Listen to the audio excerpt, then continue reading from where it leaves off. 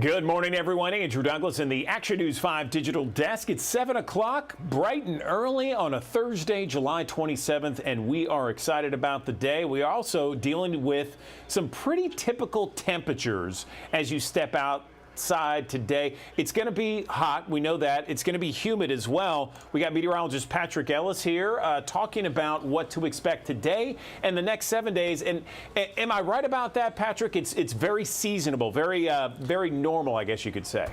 Seasonably hot. Let's say it like that. Yeah. Because we're going above average, but it's not terribly far off the baseline. We're not like hitting records here, but we are going to be plenty hot and plenty humid the next couple of days that will eventually lead us up to some critical stress days when it comes down to heat here as we get towards the end of this week and heading into the upcoming weekend.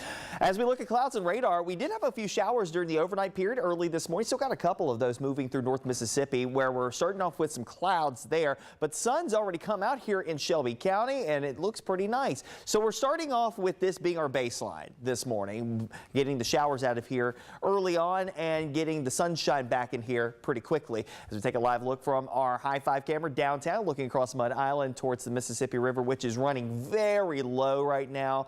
On the gauge on the south side of downtown, I think we're like -3 right now. So we're not to the same level as we were in October of last year. We're still about, we're a couple of feet above that, but still, needless to say, if this continues to be the going trend, fall's not going to look great when it comes down to our river level situation again across the Mid-South. But quiet weather is contending with us here across the Mid-South here this morning. Temperatures are in the middle to upper 70s to kick off the day. 79 officially at Memphis International, 77 Olive Branch, Potts Camp, Covington, Selmer, 80 degrees Mariana, 78 as you're starting off in Blytheville and also for Harrisburg. So working our way up to the low and mid-90s today across the area, keeping a small mention of a shower here on the front side of the day. And again, that goes along with what we're seeing in North Mississippi.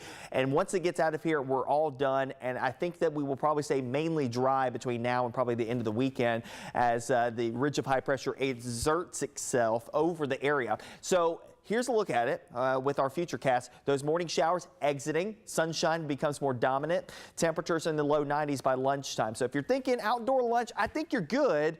It's just going to be plenty toasty outside. Go mid-90s by the end of the day, between about 93 and 96 degrees this afternoon. And when you factor in the humidity levels, this will operate closer to 105 degrees. Tonight should be mostly quiet, mostly clear. Could be a couple of patches of fog along the I-40 corridor, up along 412 as well. So some of these locations getting away from the city center could very well have some areas of fog to contend with to kick off on Friday morning. Clear that out, and then it's off to the races on the temperatures. As long as we stay sunny tomorrow, which would be a easy feat for us to do underneath this ridge of high pressure, middle to upper 90s expected, going 97 here in Memphis, going to go upper 90s in other locations out towards eastern Arkansas, northwestern Mississippi, and then middle 90s over in northeast Mississippi and west Tennessee. And there might be an isolated shower, thunderstorm to bubble up with the daytime heating, but the vast majority of us probably will stay mostly dry and mostly quiet. A few invading clouds and patches of fog will be possible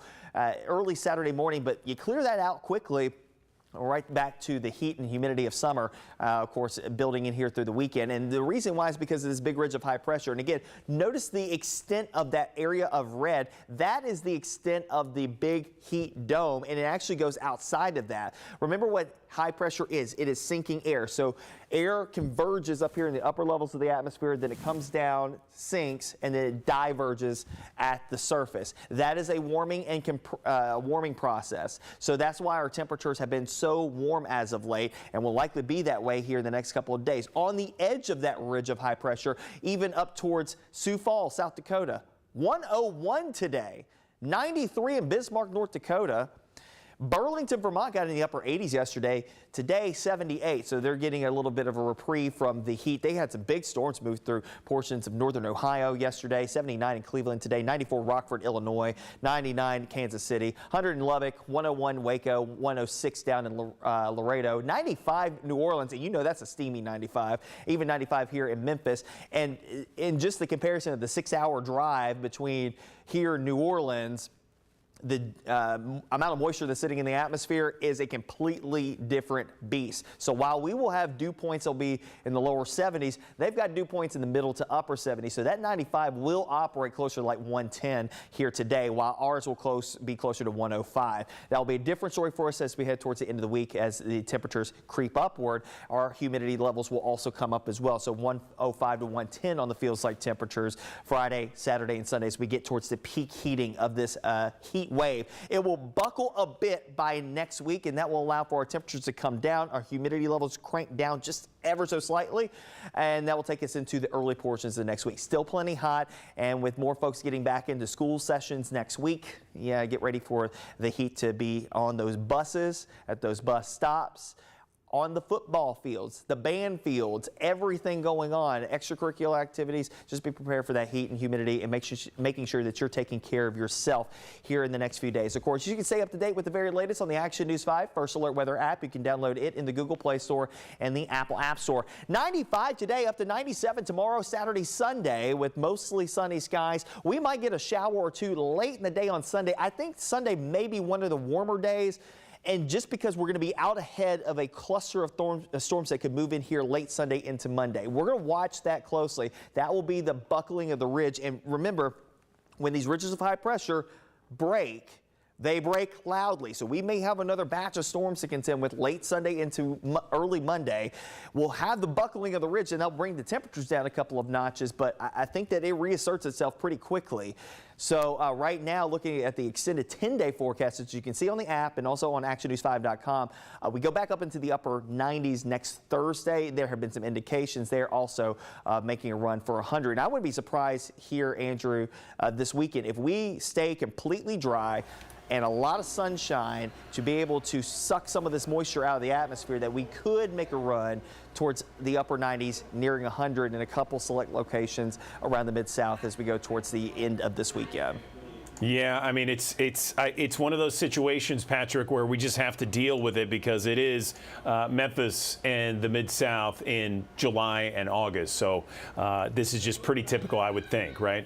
Yeah, very typical. You know, we've had some very hot August. You know, there were some model guidance that suggested that Sunday of this week would be an all-time record high. Nowhere near close to that is what we're forecasting. The all-time record, I think, is like 105, 106, something like that. Sure. And, you know, some of the guidance was going like 108. Not going to happen. Like, but, you know, is it plausible? Given the heat wave, yeah, but just not the case here. You know, upper 90s to near 100 is kind of the going rate for us as we head through this weekend. Gotcha. Patrick Ellis, appreciate it as always, man. Thank you. No problem. All right, so now let's go to the city of Germantown, where we've been all week long. We are covering the issue of unsafe drinking water. We have Action News 5's Cindy Gray live for us to give us an update in Germantown and what the issues are like there this morning. Good morning, Cindy. Hey, good morning to you, Andrew. Well, for folks who are just tuning in, who haven't been following this story as closely, it all stems from a diesel fuel leak that came from a generator that happened, honestly, about a week ago today. And so Germantown residents, they've been without safe drinking water for quite some time. It's been a pretty frustrating ordeal for all the folks who live here. But the city leaders, they have been working nonstop to get things back to normal. However, today, the update is that residential flushing is expected to begin pretty soon here. So city leaders, they are asking folks to turn off their irrigation systems until further notice. They do not want anyone running those sprinklers. They say this is going to help build pressure in the system so that they can prep for the demand that is going to be needed in the flushing effort. So Germantown's mayor, he did quickly declare a state of emergency. We know starting last week they had several bottled water donations happening at local elementary schools and even places where folks could go and fill up their own water jugs and take them home so that they had safe water to use at home. And we also know that small businesses, they've been impacted by this as well. We spoke to a doctor yesterday, our Kelly Cook, she spoke with the doctor, Dr. Lyle Muller, and he's operated an orthodontist practice in Germantown for 50 years. And he says even though his business does not require much water, he said that many of his customers still wanted to reschedule their appointments because of that water warning. And so again, just want to reiterate that the city, they did ask residents to stop using cleansing their irrigation systems today so that they can work on getting everything flushed out as they continue testing and trying to make sure that the water is safe to drink in the coming days. We also know there will be more water distributions happening across Germantown. We know one is happening today and tomorrow from 4 to 7 p.m. at Forest Hill Elementary School, and then people can also go fill up those jugs, their own jugs I should say, over at Bailey Station Elementary. That is also from 4 to 7. That'll be today and tomorrow. I'm in Germantown this morning. Back to you, Andrew.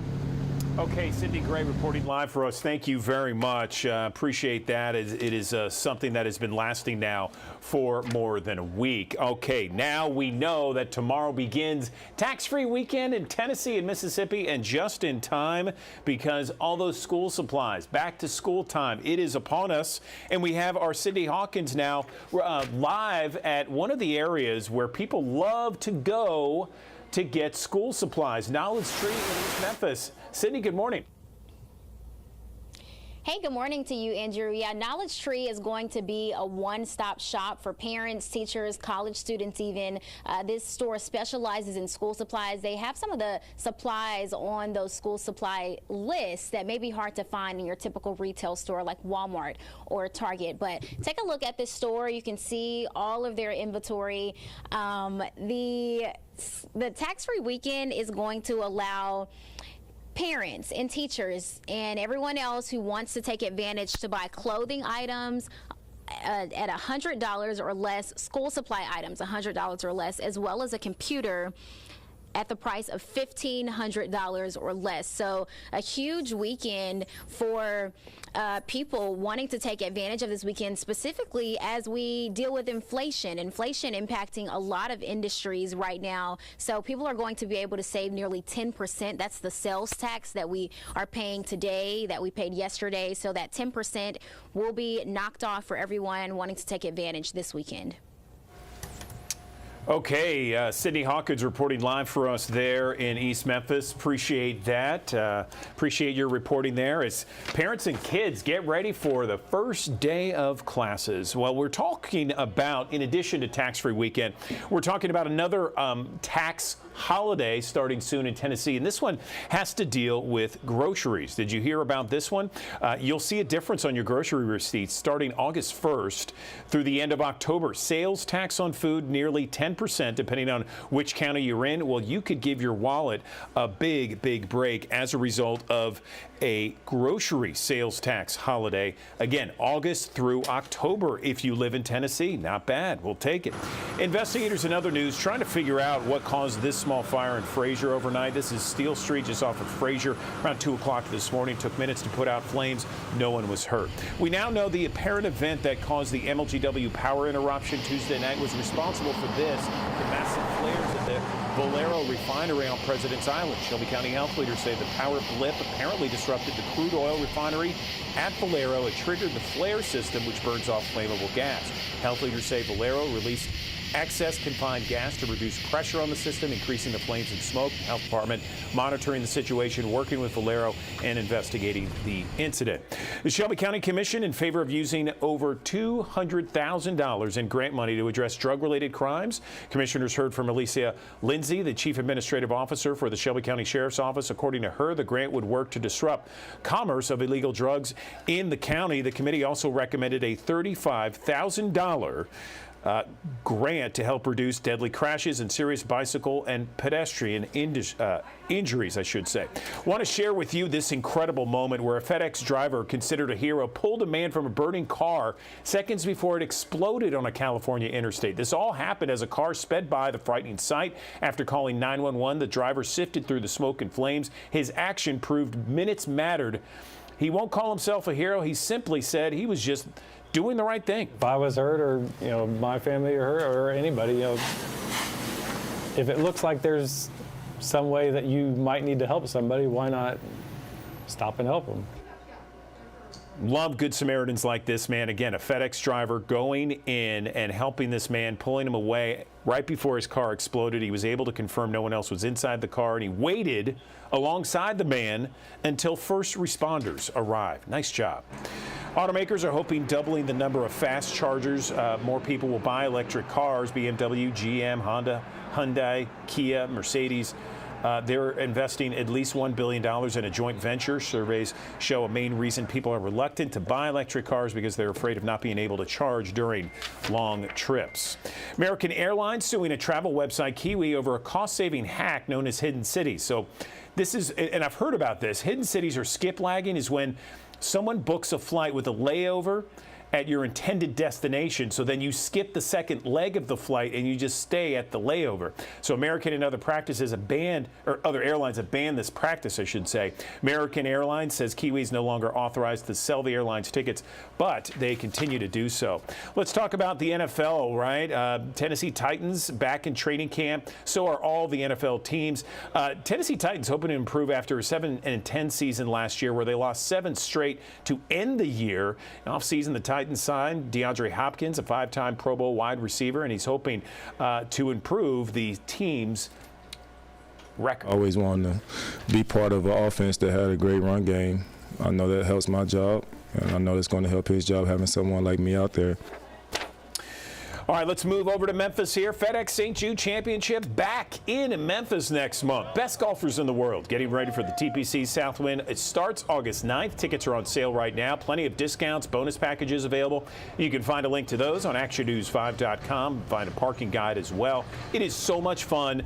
Fun for the whole family here. By the way, yes, last year, Will Zalatoris was last year's tournament winner. It kicked off the start of the PGA postseason. I want to switch gears now and talk about Mike ONeill. Well, he is a native of the Mid-South, someone who had great success as a player and as a coach.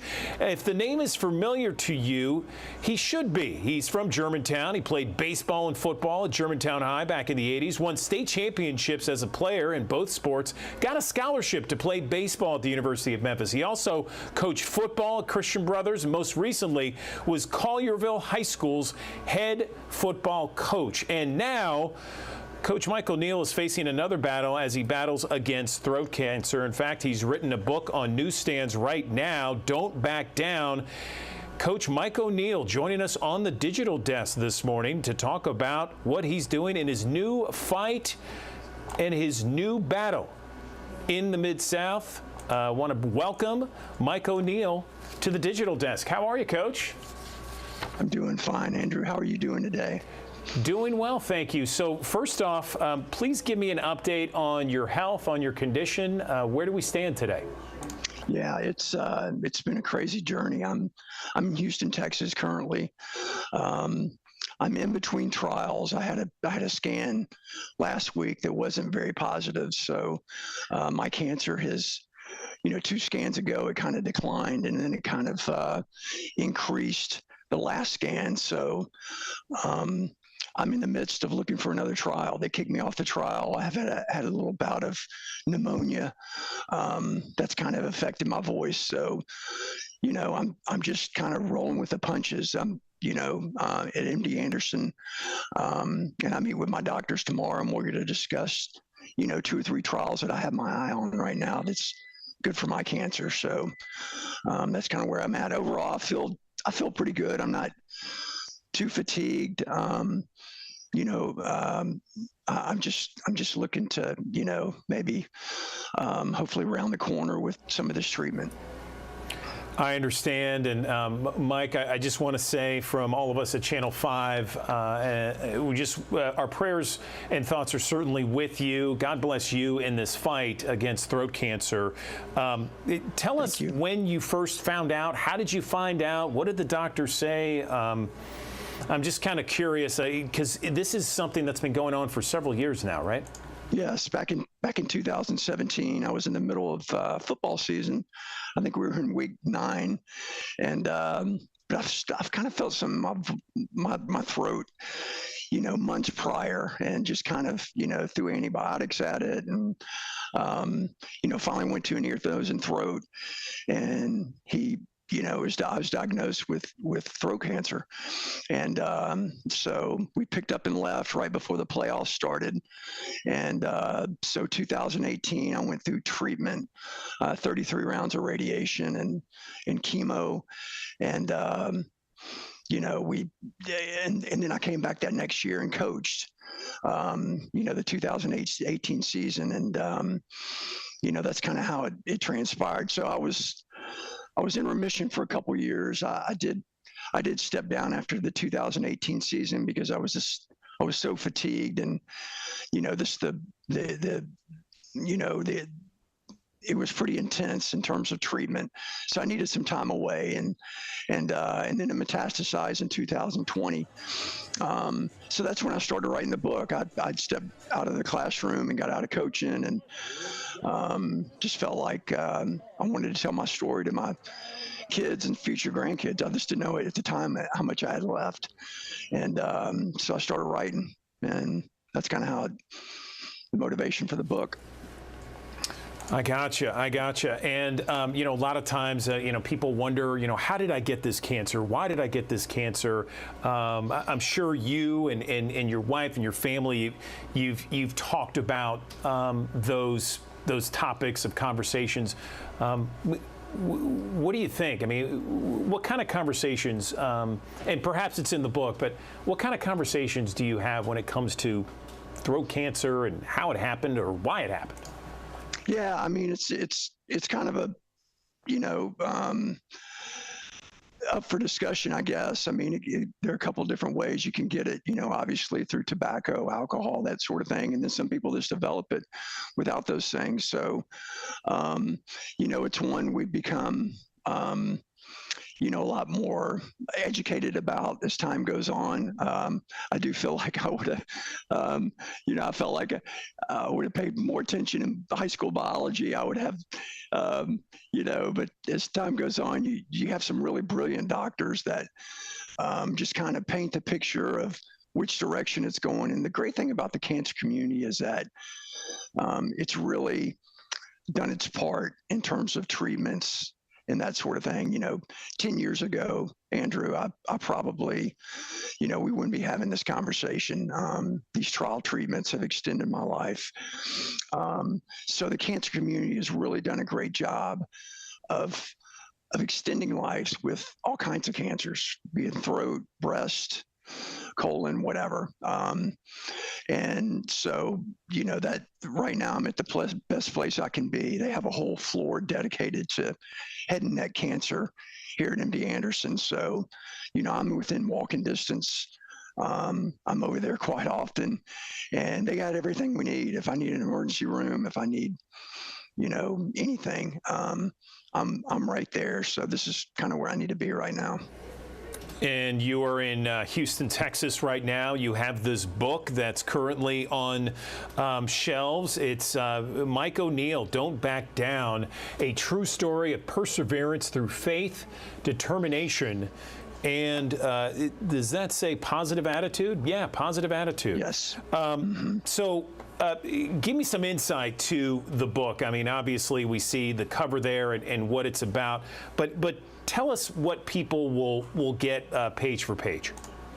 It's a book. When I started writing, again, for my grandchildren and future family, but it's really one that I wanted to tell my story. And it starts out a little bit sports heavy, but it really gets into the love story of my wife and I, and my soulmate Beth, and how we kind of, raised a family and went through the temptation of, should I be in the corporate business world? Should I be a teacher? And I spent the 90s really going back and forth with that. And I made that decision to jump in. And my first job in coaching and teaching was at Christian Brothers High School, and spent a decade there. So, prior to that, I was coaching middle school football at my alma mater, Germantown High School. And that's kind of, I spent some time with that, but really it gets into the adversity that we face in life, and just kind of making those tough decisions, and whether those decisions are good or bad, you learn from them. And as time goes on in the book, we talk about the battle with cancer, and along the way, though, it's very faith driven. And the power of prayer and helping make some of those decisions throughout the book. So, it's one that's just not a sports book. It's just not a cancer book. It's one of inspiration and really dealing with adversity and, whether it's cancer, whether it's, everyday life. I mean, we just went through a terrible pandemic, obviously, and a lot of people have struggled. And I wrote this thing right in the middle of it. So there's silver lining in everything, and there's a theme throughout that, and looking for opportunity when maybe one door shuts, another one opens, and so it's really a story of life, and it was very cathartic writing it, actually. So I enjoyed it. I bet. So how long has it been on newsstands, Mike? And tell me about the feedback. Yeah, it's been on newsstands I published it, I self-published, and it's been on the newsstands since May of this year.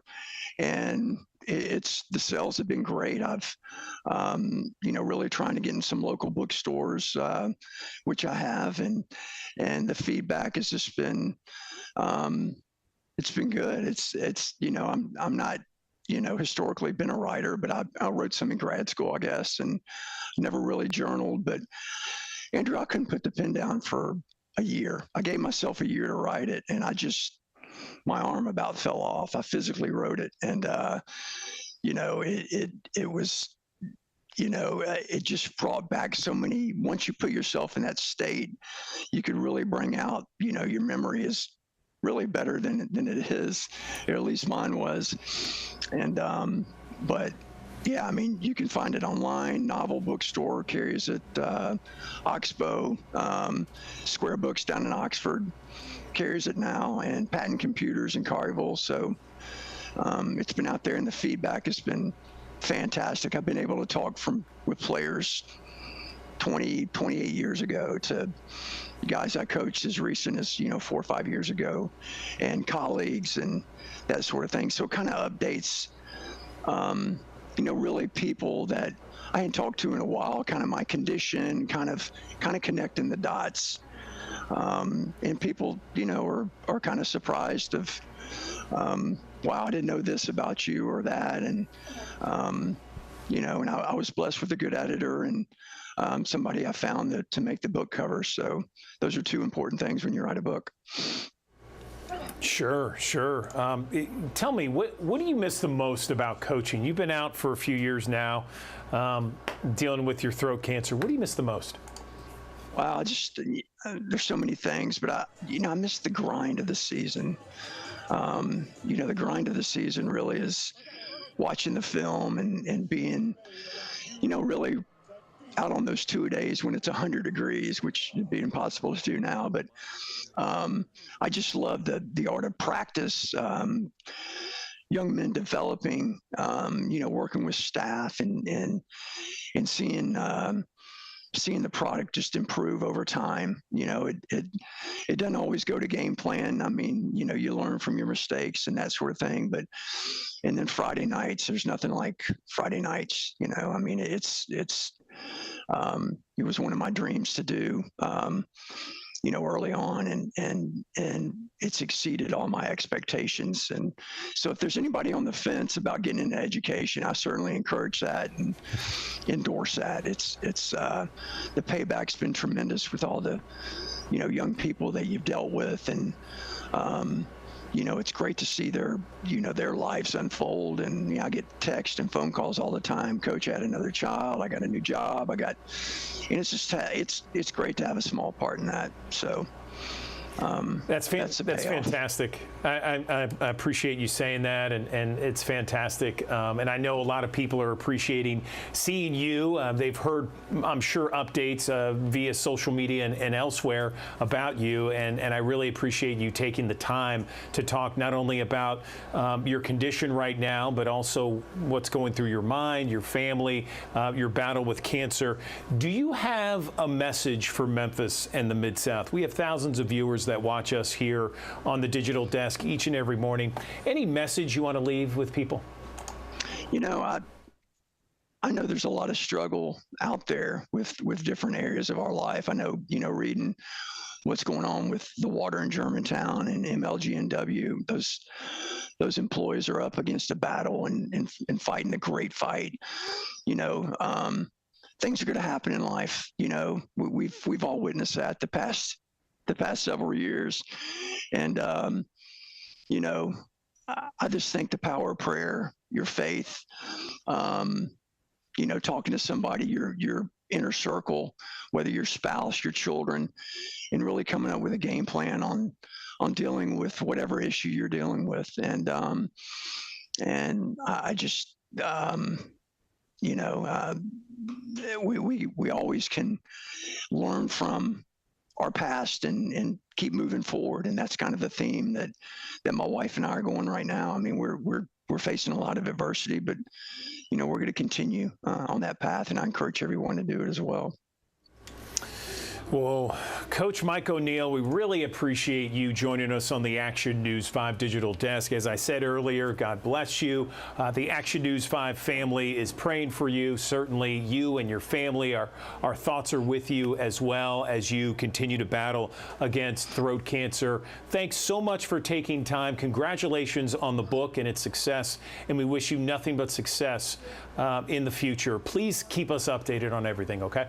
I will, Andrew. Thank you very much for having me. I'm joined now on the Action News 5 digital desk by Dr. Mike. He is a board-certified family medical physician. He's also a YouTube star. He's joining us to unveil a first-of-its-kind mixed reality experience that can improve the blood donation experience and help attract new owners. Dr. Mike, tell us about this new experience for blood donors. Good morning.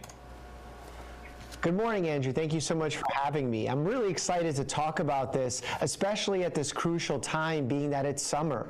This is actually a time where we unfortunately see a drop-off in blood donations. People tend to take vacations and breaks, and while as a doctor, I actually recommend folks to take a vacation. It's good for one's health. I don't recommend people give up blood donations and take a vacation from blood donations.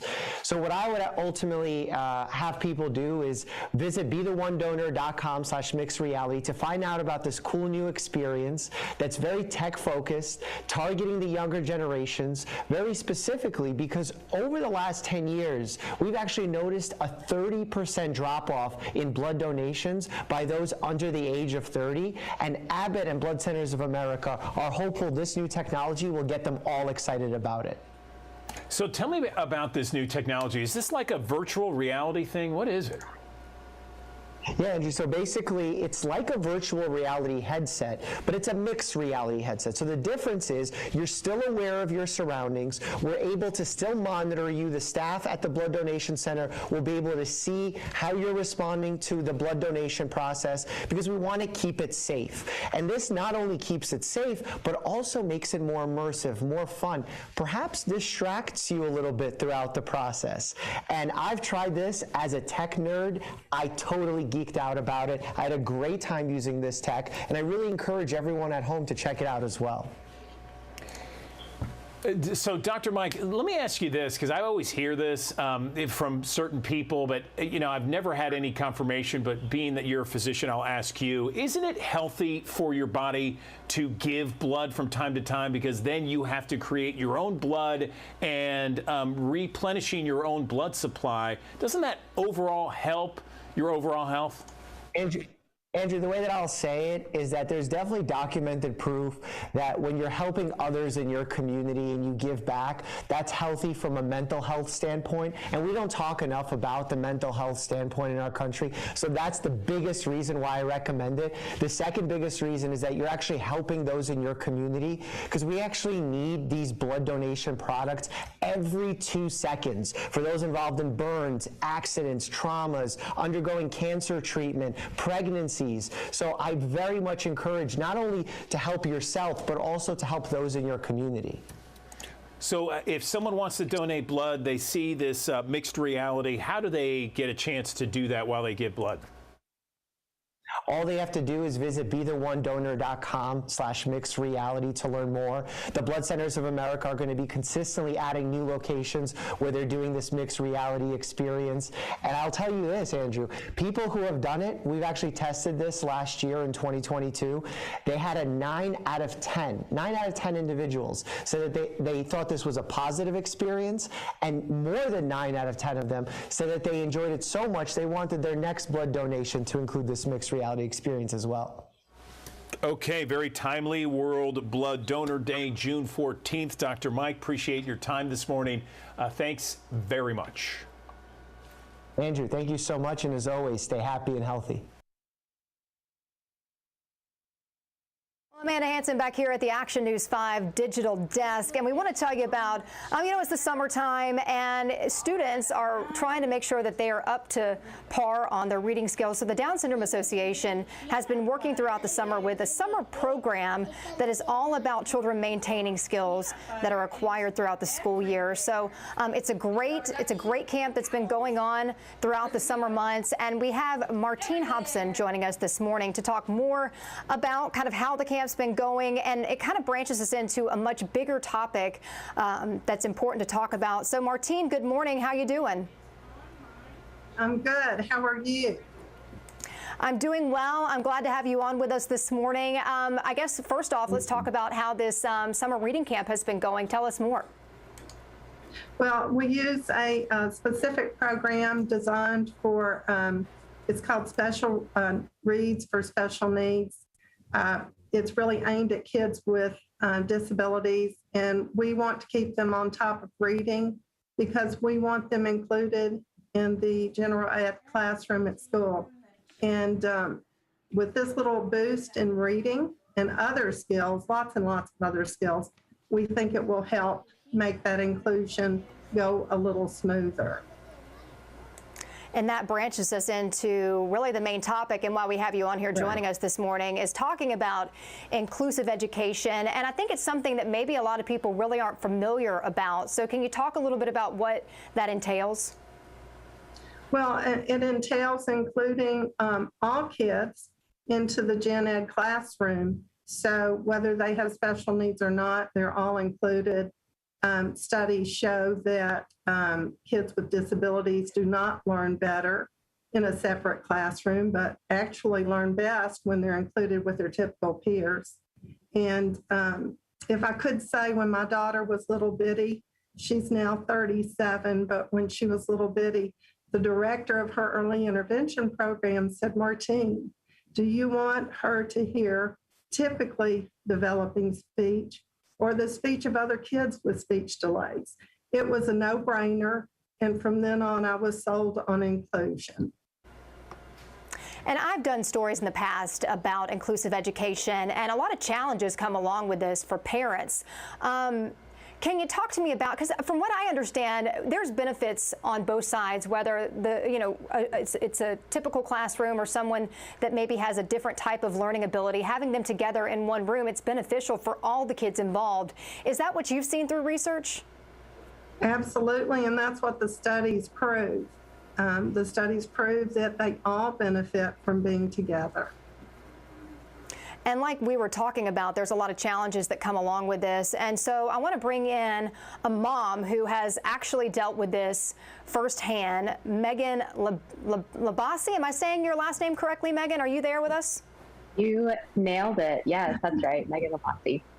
Awesome. Well, I understand. I know that you have been on a journey working to try to get inclusion in the classroom for your little boy. And let me just say, he's precious. You sent those pictures. I'm pulling up his picture right now. He is just precious. Look at that face. But I know that you've gone through just such a journey with a lot of ups and downs. And so I guess kind of take me back to the beginning when this all started for you, because I know it eventually led to a lawsuit. Tell me more. Yeah, absolutely.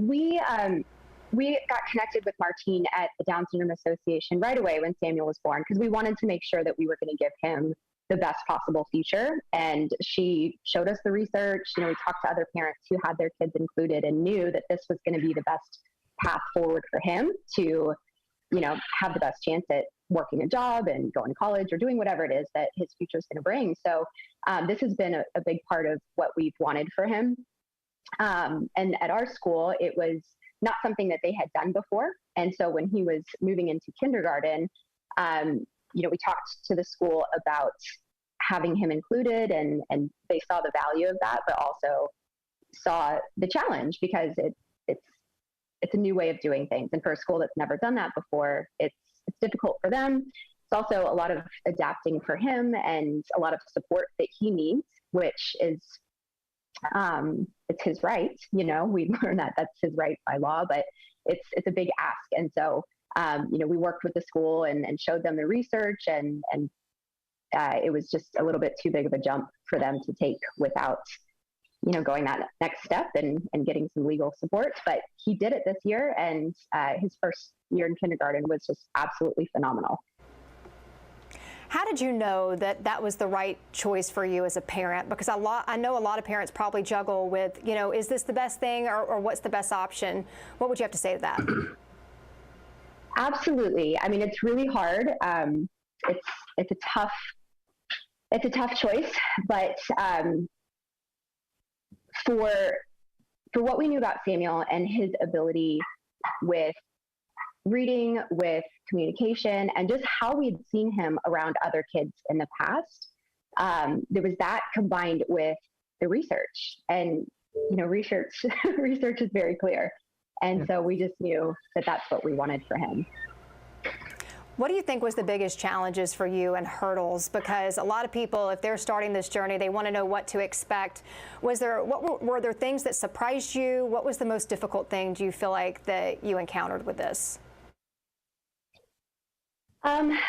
So I think the emotional side as a parent of having to advocate for your child is difficult. It's exhausting. We really have to do a lot for our kids. And so having to step out and take risks for him, that was really difficult. And I think it's surprising when you sit in front of a table of teachers and professionals and experts who also want the best for your child, just like you, and we all agree on that. But it's hard when there's disagreements on what that looks like, and having to, persuade professionals to do what's best for your child. That was a really hard thing for me, but we just knew that this was going to be the best way forward. And so you go through the hard things. That's what you do. We do that for our kids every day. Does it surprise you, though, that there's still that challenge with this, as far as like working with school districts and then maybe them not being equipped to handle that? Does it surprise you that at this day and age that things haven't improved? Yes and no. Yes and no. I think it's still, changing systems. It takes time. It really takes time. And so if nobody has really asked them to do that before, then it doesn't surprise me, because we all just stick with what's familiar. And education, it's a very difficult field. There's a lot that goes on there. And then the last, several years with we know teachers and schools have a lot on their plate. And so I think there's lots of school districts, there's lots of schools that have adopted this. It's not consistent anywhere. You go some places and inclusion is the norm, and it's just, this is what we do. And some places they've never had to try it. So I really believed that what I was doing for my son was also opening the door for other students to be able to do that, because now the school and the school district has seen and knows just how successful this is. So I think they just need parents to really ask and push forward for that. And I know that y'all were going into kindergarten. When did y'all start the process of trying to figure this all out? Because obviously this was something that took time. When did y'all get started? Absolutely. So at the end of preschool, because he has additional needs, they're part of the preschool program. So we're working with the public school even long before kindergarten begins. And so we talk about transition and making sure that he has everything that he needs, and there's a plan in place going into kindergarten. So that started in the springtime. We started having conversations. And really, we had started the conversation when we first met the school and let them know just how important this was going to be for us. But really, having to take steps to move forward with that. It started at the end of the school year, and then we worked through the summer, and then even at the beginning of the school year, as we were still ironing things out before he could come in. So probably over about 6 months. Oh, wow. Megan, talk about the increase in Samuel's speech from the beginning of the school to the end of the school. I was going to ask about that. How is he doing? Absolutely. I would love to, because, 6 months of what we went through to figure this out has just led to, I know, a lifetime of benefit for him. And even just over the first year here, he has thrived. He was struggling with speech, intelligible speech. He was speaking in words and phrases, and he is now like talking full paragraphs. And everybody understands him, and his social skills and just his ability to converse normally. We're actually right now at a family reunion, and people who haven't seen him for a year or two, when they heard him talking, they were like, "Are you kidding me? What happened?" And we told him, he's been around other kids. He's been in a typical classroom all year, all day, every day. And that exposure, we know that exposure, he's absorbing everything. We've seen him thrive with communication, with reading, with math. I mean, in every single area. There was not a single area where we didn't see massive improvements this year. That is awesome. And I know that you probably love seeing him in with that little cap and gown at kindergarten graduation. I'm guessing that's what that's from. And so it's great to be able to hear just the success that you've seen in just a year. So I know you're pretty excited about what's to come.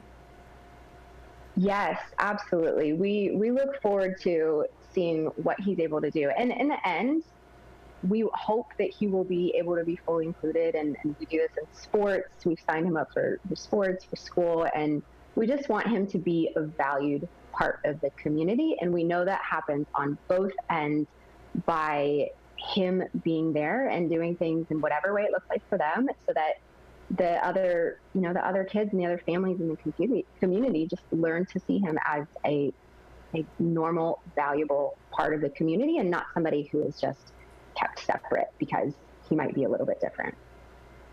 Well, before we go back to Martine, any last advice that you would give parents that are maybe just getting started in this journey?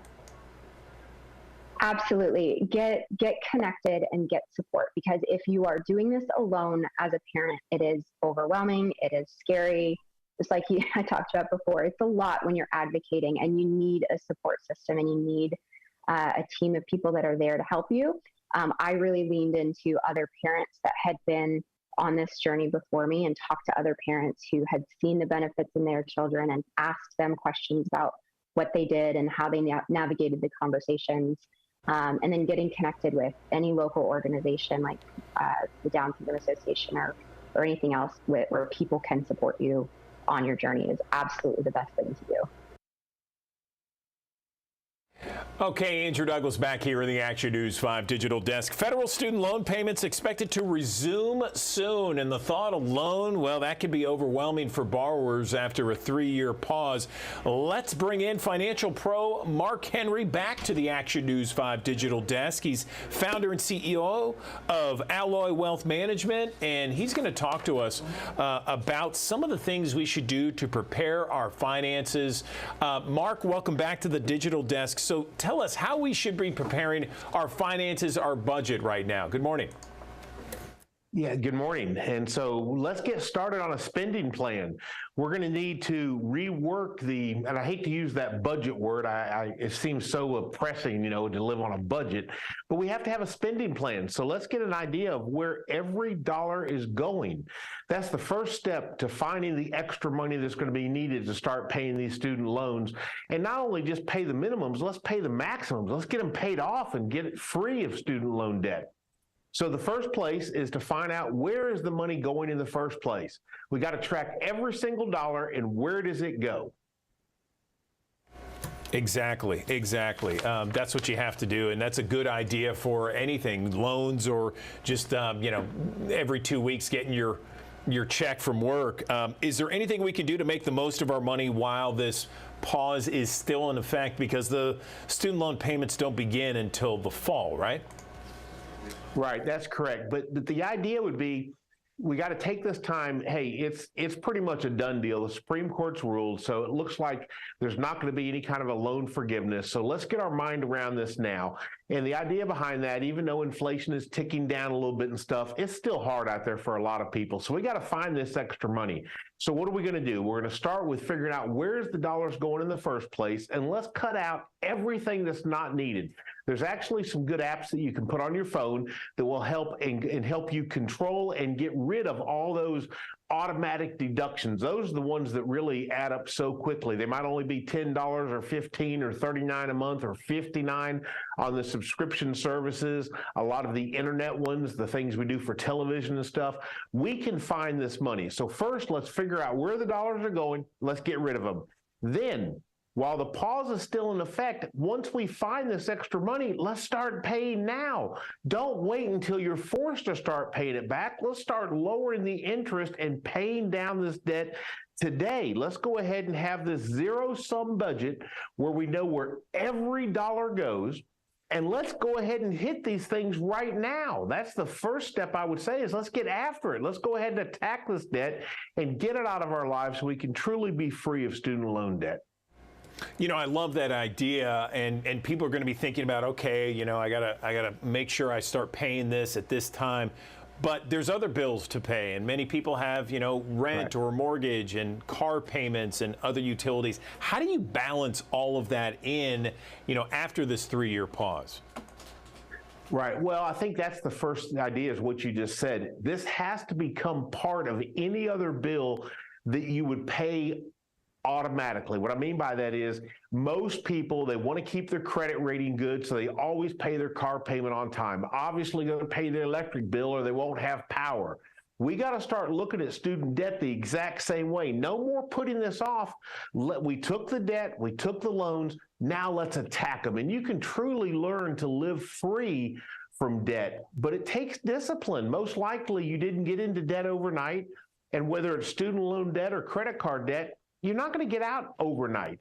I'm always leery of the consolidation loans. Many people are now starting to look at that. And while there can be some reasons to do it, I'm very cautious. So when I think of consolidations, unfortunately, typically, when people do a consolidation loan, what ends up happening is they add all their loans into one easy payment. And then if they haven't changed the habits that got them in debt in the first place, guess what happens to all those other loans? They end up with the one big payment, and they start adding all the smaller payments again. So we don't want to do that. But I could see compiling some of the student loan debt if we could get lower interest rates or things like that, or better terms. Yeah, that might make sense. But overall, it's really finding the money in the budget and treating a student loan payment just like you treat the mortgage payment or the rent payment or the car payment. It is a payment that has to be made. Yes, absolutely, 100%. Now, let's talk about some of the repayment plans that are out there and ways that people can really kind of decipher which plan works best for themselves. Yeah, so refinancing, as I mentioned, it can be an option. There are some repayment plans, and there's some actually really good websites available for you to take advantage of that the federal government has out there that you can log into and look at some of these, like federal student aid websites and things like that, to start preparing this, quote, spending plan or budgets.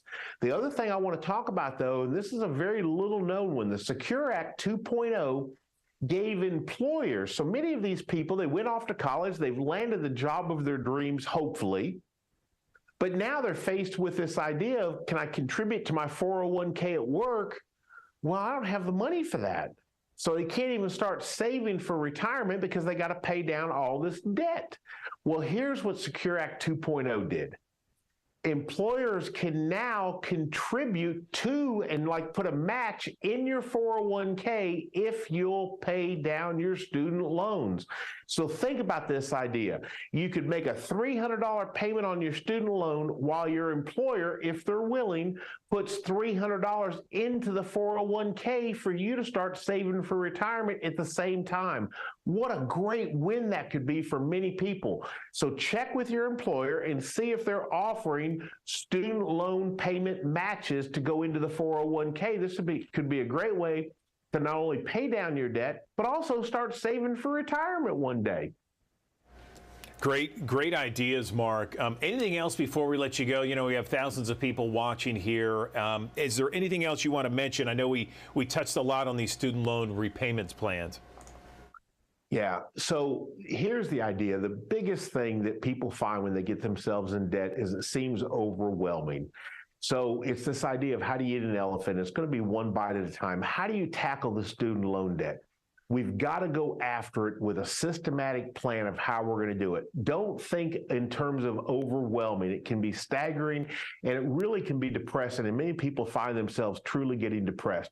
You've got to stand up tall and tackle this. And the freedom you're going to get when you finally get out of debt, whether it's credit card debt or student loan debt, it's unbelievable, the feeling of truly living a debt-free lifestyle. And you can do this. I encourage people to join groups. There's many good Facebook groups and other online groups of people that are in the exact same position you're in, and they're actually farther down the road, and you can learn from these people. Get around people that are going to encourage you to get out of debt and do it today. Okay, Mark Henry, we really appreciate the advice, the tips, the suggestions. Founder and CEO of Alloy Wealth Management. Thanks so much for joining us on the Digital Desk. Okay, let's talk about women in STEM right now. There's some challenges there if women want to go into STEM. And when we talk about STEM, we're talking about science, technology, engineering, and math. And it is certainly an issue that comes up from time to time. I want to bring in right now Dr. Shayri Sate, corporate scientist, chief science advocate at 3M. Doctor, how are you? Good morning. Good morning. How are you, Andrew?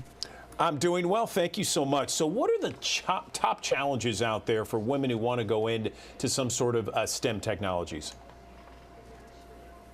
Yeah, women in STEM can face many challenges from early childhood and all the way to late career. And a big reason is that women are simply underrepresented in these fields. There's just not enough of us. And the second factor that can pose challenges is that of pervasive stereotypes. There are stereotypes about girls and women. There are stereotypes associated with the STEM fields. And there are stereotypes about what scientists and engineers should look like, what they do, and how they behave. And for some of these very reasons, I never thought of myself as the science and engineering type when I was growing up. But I've done quite all right. And I think about it every day. You know, how many students, how many scientists, how many ideas, and how many innovations we're all missing out on because of these challenges. So what would you say to a young girl who is interested in STEM but feels discouraged or, you know, is kind of worried about pursuing science and engineering? I would say to all young girls what I also tell my daughter. You want to change the world, you want to solve real problems that matter, STEM is for you. We need more people in science, you know, with community-oriented goals and pro-social ideas than ever before. And the last 2+ years have clearly shown us that. And to all the young women who wonder, you know, if they should pursue STEM or leave STEM because humanities may feel more intuitive or more inviting to them, I give them my spiel. I tell them from my own experiences, I found the real shtick is STEM, science, humanities, technology, engineering, and math. So bring that much needed, you know, mindset into science and don't be discouraged. Science needs you, and more importantly, science needs you to be you. Let's talk about some of the strides that have been made over the last decade when it comes to women representing in the engineering. Yeah, it's only about 15% women, so huge disparity there. You know, In other fields, yes, there have been strides that have been made. So overall, STEM workers, 27% are women, so a little over 1 out of 4, but huge disparity in engineering. And from my own experiences and what I've seen in talking to young girls and STEM students and mentees and peers is that there are hurdles across the spectrum, from girls not wanting to go into STEM because it may feel too male-centric. Young women, they do go, but they don't want to continue or stay. And if they stay, they find they don't feel supported or satisfied. So we have to address all of these issues and hurdles because science needs diversity. What about yourself? What was the most important advice, Dr. Sate, that you received from mentors or from peers, allies along your journey in your career? Yeah, I've been very fortunate to be surrounded by many who can provide sound advice and be a good sounding board.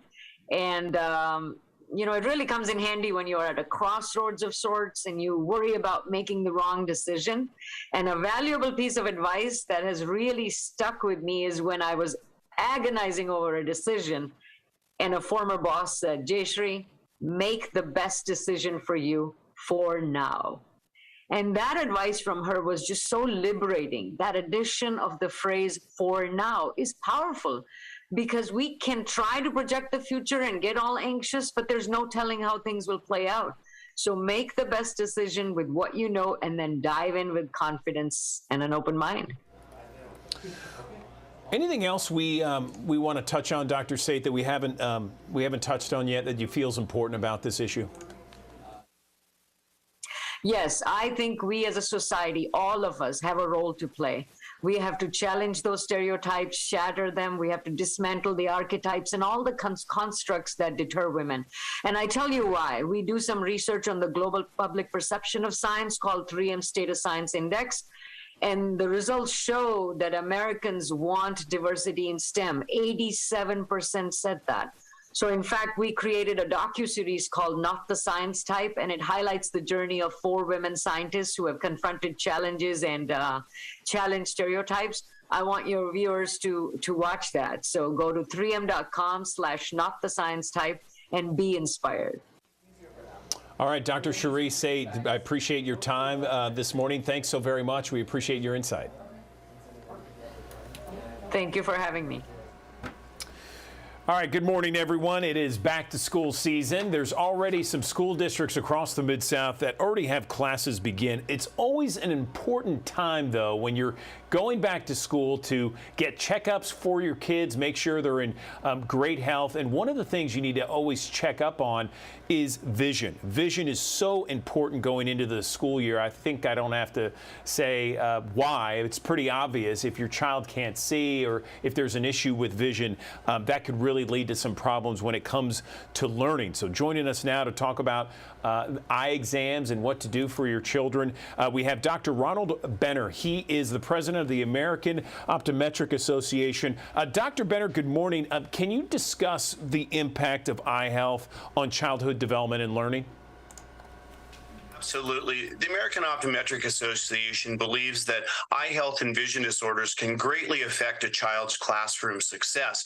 Children, unfortunately, don't always know how to express that something's wrong, but we know that undetected vision problems can affect their academic performance, can lower self-esteem, athletic engagement, and even social interactions. And a lot of those problems will manifest all the way into adulthood, affecting education levels, employment opportunities, and again, social interactions. So we encourage parents to get their child into their local doctor of optometry for an in-person comprehensive exams to help their children succeed.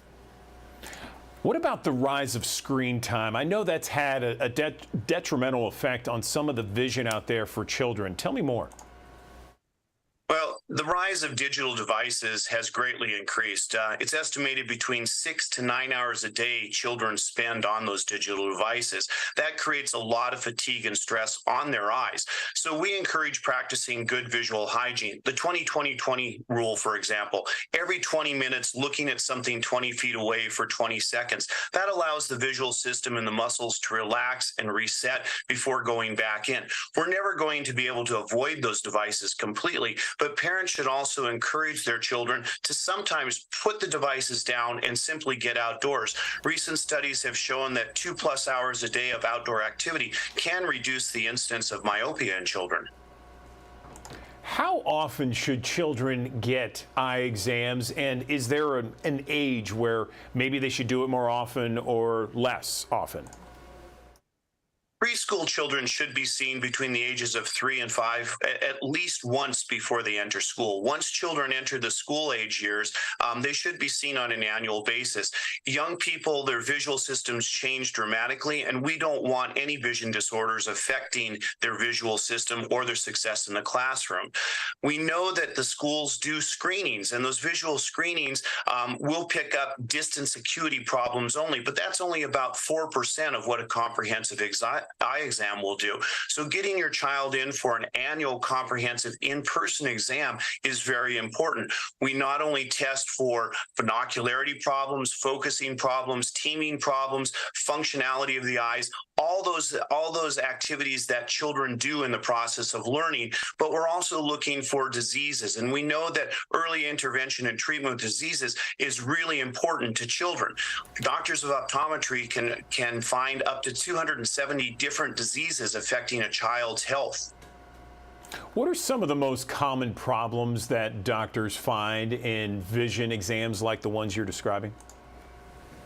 You know, simple refractive errors, nearsightedness, farsightedness, astigmatism, all of those will affect a child's visual acuity and their performance. But we're also looking for that teaming of the eyeballs, the ability to use both eyes together and to see things binocular, watching for the eye movements, the tracking, basically the functionality. It's not just vision, it's how the visual system functions. So we're looking for all of those that would affect reading performance, whether it's on books, paper, or digital devices. You know, it's interesting, and it makes sense that, you know, kids should have an eye exam, especially before they go to school. Anything else you want to mention before we let you go with regards to this? This is a very important issue back to school time. Yeah, we would encourage parents to help their children succeed during school. So if you would go to AOA's doctor locator at aoa.org/I deserve more, we can certainly find a local doctor of optometry close to you and help your child succeed for the upcoming 23-24 school year. Okay, Dr. Ronald Benner, we appreciate your time and your insight here. Thanks very much. Thanks for having me. Hey, thanks for joining us here on ActionNews5.com as well as the Action News 5 digital properties. Here this morning, we've got a mixture of clouds and sunshine on the way here. More clouds early on, giving way to more sunshine here as we go through the morning hours and into this afternoon. Full sunshine and temperatures pushing up from the upper 70s to the middle 90s this afternoon. So plenty hot, plenty sticky outside. It could be worse on the humidity side of things, but still, needless to say, you're going to notice that heat really starting to get you here in the next few days across the Mid-South. So here's a look at Futurecast showing those showers exiting down to the south and also the clouds going along with it as well. Temperatures back into the low 90s. This is lunchtime temperatures, so that will operate more like about 100 degrees and feeling like 105 when you factor in the humidity levels as we get closer to 3 and 4 o'clock this afternoon. High temperatures today should top out between about 93 and 96 degrees across the Mid-South. Again, adding in that humidity, 103 to about 108 on the feels like temperatures here on this Thursday afternoon with a fair amount of sunshine to go around. Now tonight we'll see a few clouds sneaking in here, maybe a patch or two of fog heading up the I-40 corridor, heading outside of the Action News 5 coverage area, but wouldn't be surprising to see a few patches here and there around the area to start off on your Friday morning. Middle 70s and upper 70s to start off the day. And from there on our way to the middle to upper 90s for your Friday afternoon. Look, there might be an isolated shower or thunderstorm to bubble up with the daytime heating, enough instability, enough moisture in the atmosphere to get that going. But because we're underneath this big ridge of high pressure, it will suppress a lot of these showers and thunderstorms here in the next couple of days. Highs tomorrow between about 95 and 98 degrees. That's actual air temperatures. That's not adding in the humidity levels that will be gradually heading upward. Of course, it's not just here locally. It's really across the entire southern tier of the United States where the heat is going to be on. We've been showing you this graphic here because I want to explain to you how this all happens, because when you get underneath this ridge of high pressure like this, that is very dominant as of right now, and probably for the better part of the next week and a half, this is going to be the main focus of the forecast outside of a few isolated opportunities for showers and storms. What happens is that the air comes together at the top end of the area of high pressure. So it converges at the top, it then sinks down towards the ground, and then it diverges at the bottom, at the surface. So that divergence, that will help to spread out the winds, and that sinking air also compresses as it hits the surface of the earth. When that happens, it warms up. That's a warming process. Compressing air warms up efficiently. So that's why you see temperatures that are going to be well above the averages across this same area that's underneath that red zone. Now, again, this is just a generalized view here, but you do see that even outside of that, you've got temperatures 100. Sioux Falls, South Dakota. Okay, 93 Bismarck, North Dakota, 91 Colorado Springs, 115 in Phoenix, Arizona. I think that they are well on their way to a month's worth of above 110-degree high temperatures over there in Phoenix, Arizona. 100 in Lubbock, Texas, 102 Waco, Texas, Laredo at 106. New Orleans in the middle 90s today. And when you factor in that humidity, it's going to feel a lot hotter as well, probably closer to 110 there. Feels closer to the same idea down in Sarasota. They've had some very excessive heat down in South Florida the last couple of weeks. Here in Memphis, we'll go 95, 99 in Richmond, Virginia as well. And of course, when we circle back to the Mid-South, 95 operates closer to 105 this afternoon. 97s the next couple of days will operate more between about 105 to 110. So I encourage you to take those extra precautions the next few days to keep you, your family safe. We're getting to that season of the year where folks are heading back to school. School buses are going to be running. Folks are going to be out at football games. Folks are going to be out at football practices, at soccer games, at band practice. These things are going to be going on outside, and you need to be weather aware and attuned to that, and hopefully be used to it, especially if you're going to be outside for prolonged days, prolonged periods of time those days. So again, get ready for that heat. If you have been inside and kind of a hermit the last couple of weeks, as we've gone through the summer months and you're about to go back into those situations where you're going to be outside doing exertion, be prepared for it. And also just be prepared in general from any weather situation. You can download the Action News 5 First Alert Weather app in the Google Play Store and the Apple App Store. And again, I want to reemphasize something that we've said multiple times when we get into these heat wave situations this summer. Again, being neighborly, being nice, being kind, just being that extra mile to understand somebody else's situation, because again, not everybody is in the same situation. Just keeping an eye on each other just to make sure that we're all in good shape, because this heat will drain you very quickly. 95 today, 97 through the weekend. I wouldn't be surprised if we dry out completely and maybe the humidity levels click down an extra couple of degrees here through Saturday and Sunday. I wouldn't be surprised if we go closer to 100 on actual air temperatures. Now, that's not record setter, but it's just downright hot. Now, Sunday will be the ending of this batch of heat, because the ridge will start to buckle a bit. Now, I think through the day we're fine, but after sunset, there could be a cluster of thunderstorms that dive bombs out of the Missouri Boot Heel. We'll see how that plays out, and we'll keep a chance for a couple of showers and storms in the forecast heading into next week. Only isolated hit and miss variety showers and storms that could flare up each and every afternoon. Highs there in the middle 90s. Overnights generally in the middle to upper 70s.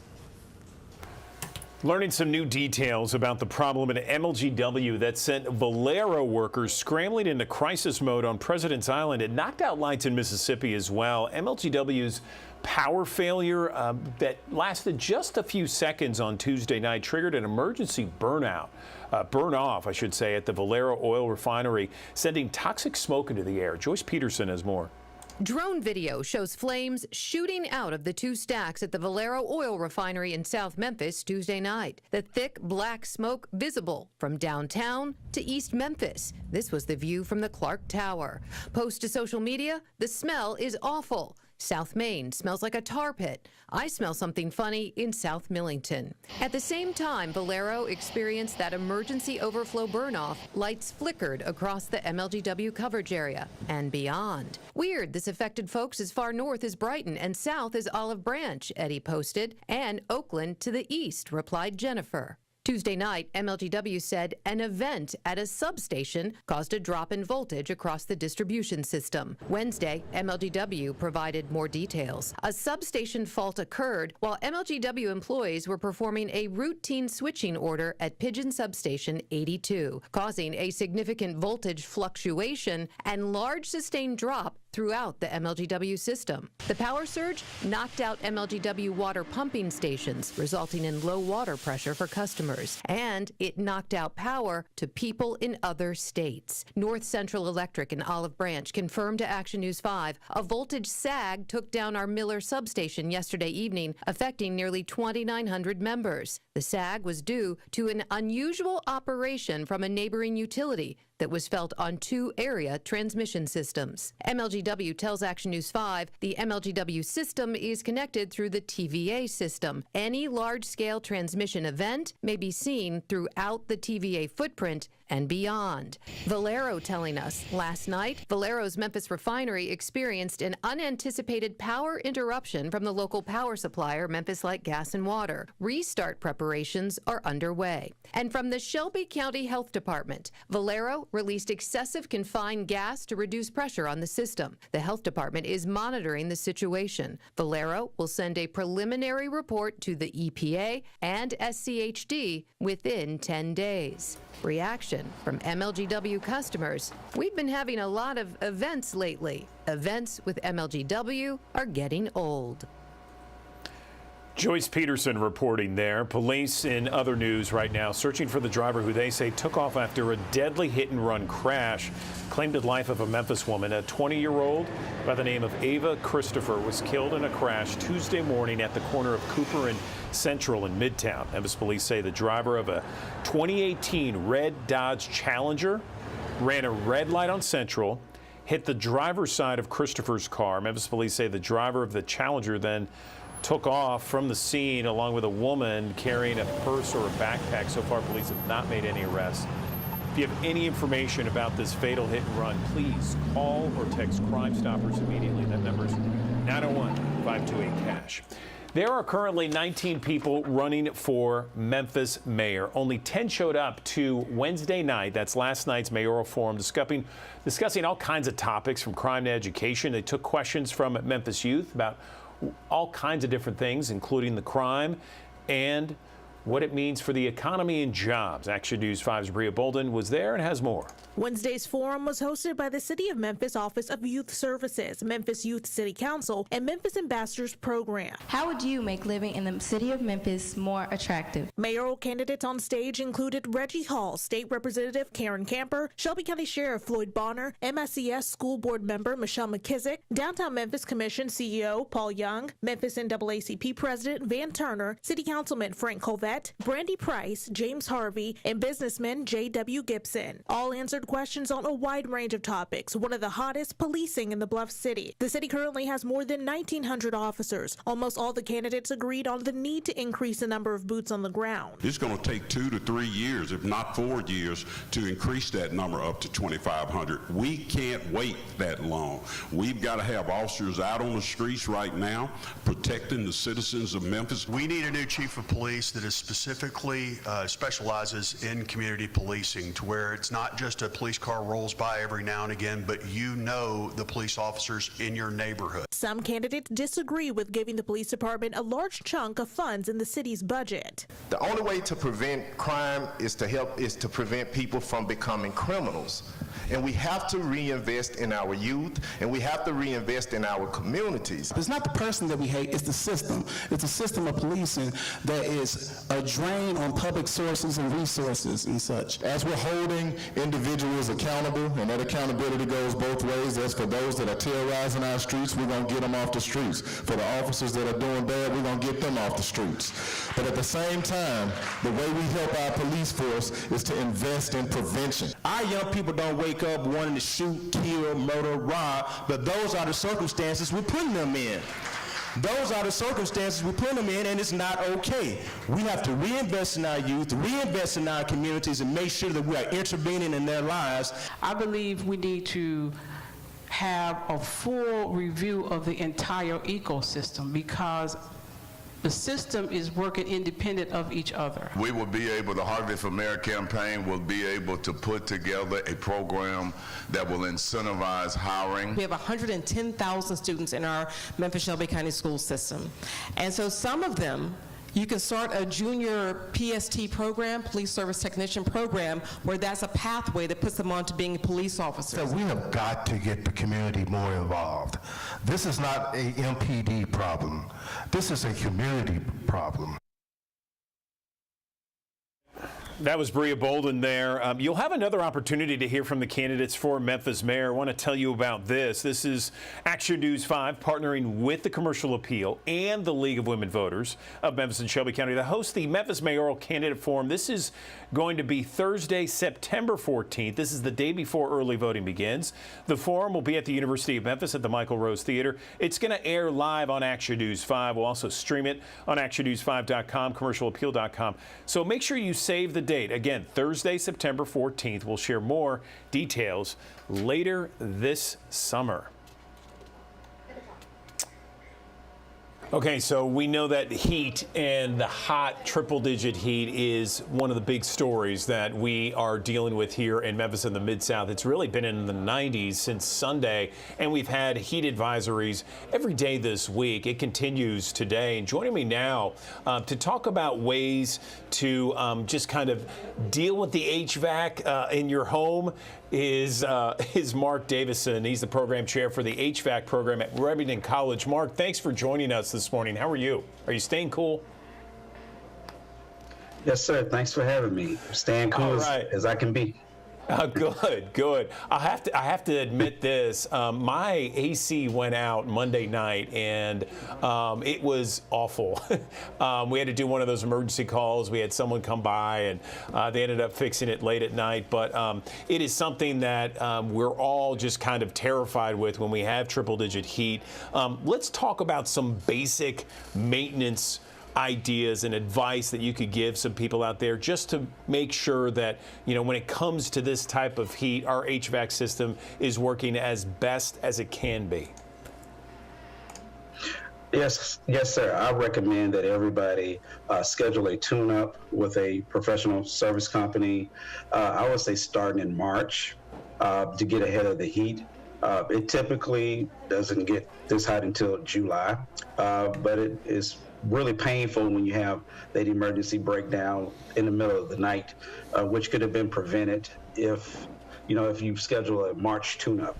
A lot of companies tend to run specials in March to, have the early bird special to get parts serviced and, get your system washed and clean, because cleanliness is next to godliness when it comes down to your AC system. So that's one thing you can do. You can also make sure that you don't have vegetation around your air conditioning system, as that can prevent the swirling air currents around it from escaping. Your system outside needs to be able to breathe. So you need to make sure you keep the vegetation away from the system. And also, if you have a side discharge system, if you're planting bushes or roses, that can kill the roses. Using a programmable T-stat or thermostat will help you save money during the hot summer months, where when you're sleeping, you don't really need your house at 68 or 72. You can set it up, run a fan, that'll save you some money and also save you some run time on your system. And a lot of people don't know, you need to have the insulation in your attic inspected.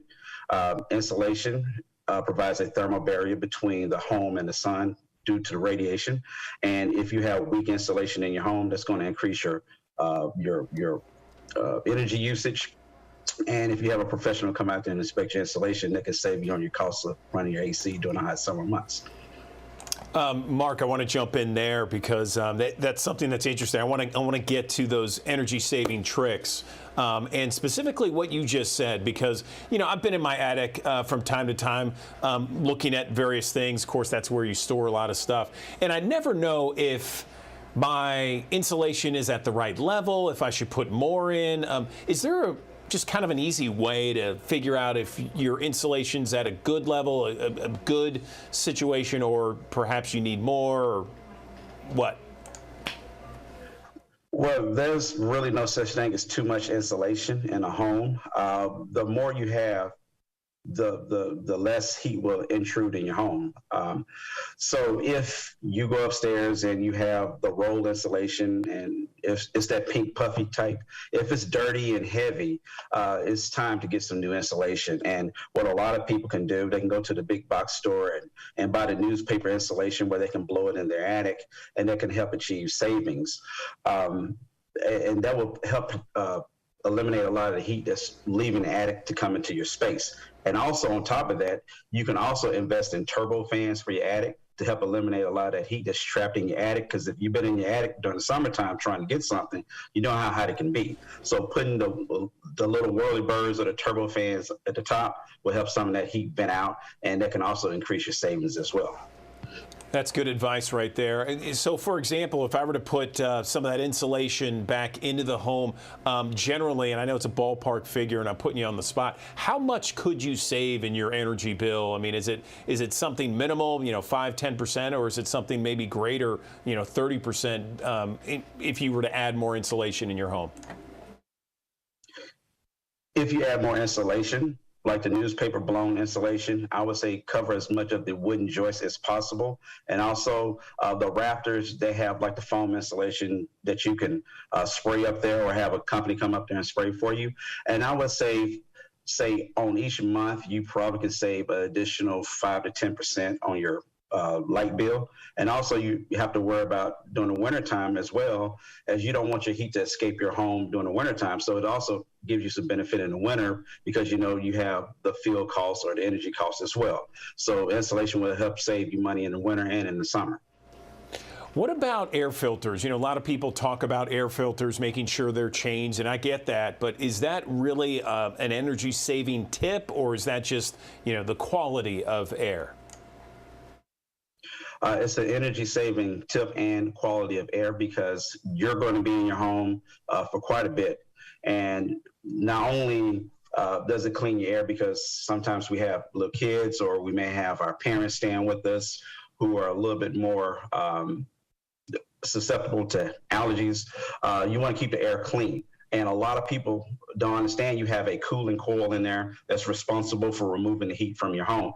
And if that coil is clogged up due to lack of filtration, to remove that part and clean it and to put it back, right now that can cost close to $1,000 to get that clean. And all you have to do is just keep your filters clean, change your filters out. I'm old school. I still like to change my filters out once a month. So if you keep the filters changed, they have different types of filters. You have the pleated filters. You can get the electrostatic filters. And you also can get the UV lights, which not necessarily filtration, but they help remove bacteria from your coil, which can help prevent allergies from flowing up in your home, reduce colds, and they have been proven to help with the coronavirus. So those are some things that can help you with your costs and also keeping your system running to optimal efficiency. Good advice right there, Mark. Let me ask you this, because I'm one of these people, and I know that there's plenty of others out there that unfortunately has had to deal with the AC going out at the worst possible time. Is there any kind of checklist that perhaps someone who isn't an HVAC expert, is there any checklist that maybe a homeowner can look at and say, okay, I need to go through these 4 or 5 basic steps if the AC is not working properly in order to determine if they need to call a technician to come by? One of the easiest things to do is to go outside. If you suspect your air conditioning system not performing, go outside where the fan is turning. If you do not feel any heat coming from that fan, a lot of times that means that the outdoor compressor is not running. It's time to call a professional. If you go to the lines that are insulated on the outside, you're going to have a line that's insulated and a line that's not. And if that line doesn't feel cool during the summertime, it's time to call a professional. And let's see what else. And if the light on your thermostat is not glowing, if you have a digital thermostat, I would say try to replace the battery. A lot of times people will have the same battery in the thermostat that they had 10 years ago and then start to corrode. And if you clean that corrosion off, that could avoid a service call. But the main thing is just to make sure you have that technician coming out. Is scheduling a visit at least once a year, because you want to catch the small problems before they become big problems. Because right now during the summer, when techs are running like 8 calls a day and sometimes they can't come out till midnight, and they charge high fees for overtime calls, it can really save you a lot of money if you take those little small steps. And keeping your air conditioning clean will reduce the pressure that it's running under, and also keeping the filters clean will also help reduce the costs and also reduce maintenance costs. So those are some of the things that people can do to help out with their air conditioning. That's some great info right there. Really appreciate you sharing that with us. Anything else we can touch on that you wanted to say about ways that people can save with their HVAC system this summer? I'm a big fan of programmable thermostats. They have all type of thermostats out. Gone are the days of the old lever type, because the EPA is really cracking down on things that can hurt the environment. So if you get a programmable thermostat while you're at work, you can set your temperature up. And I don't recommend shutting your system completely off. That allows heat to build up in your home. But at least run it at a higher temperature, because if you can set your thermostat up 7 or 8 degrees when you're not there or when you're sleeping, then you can save on average 10 to 15% a year, which can equate to a lot of people, $200.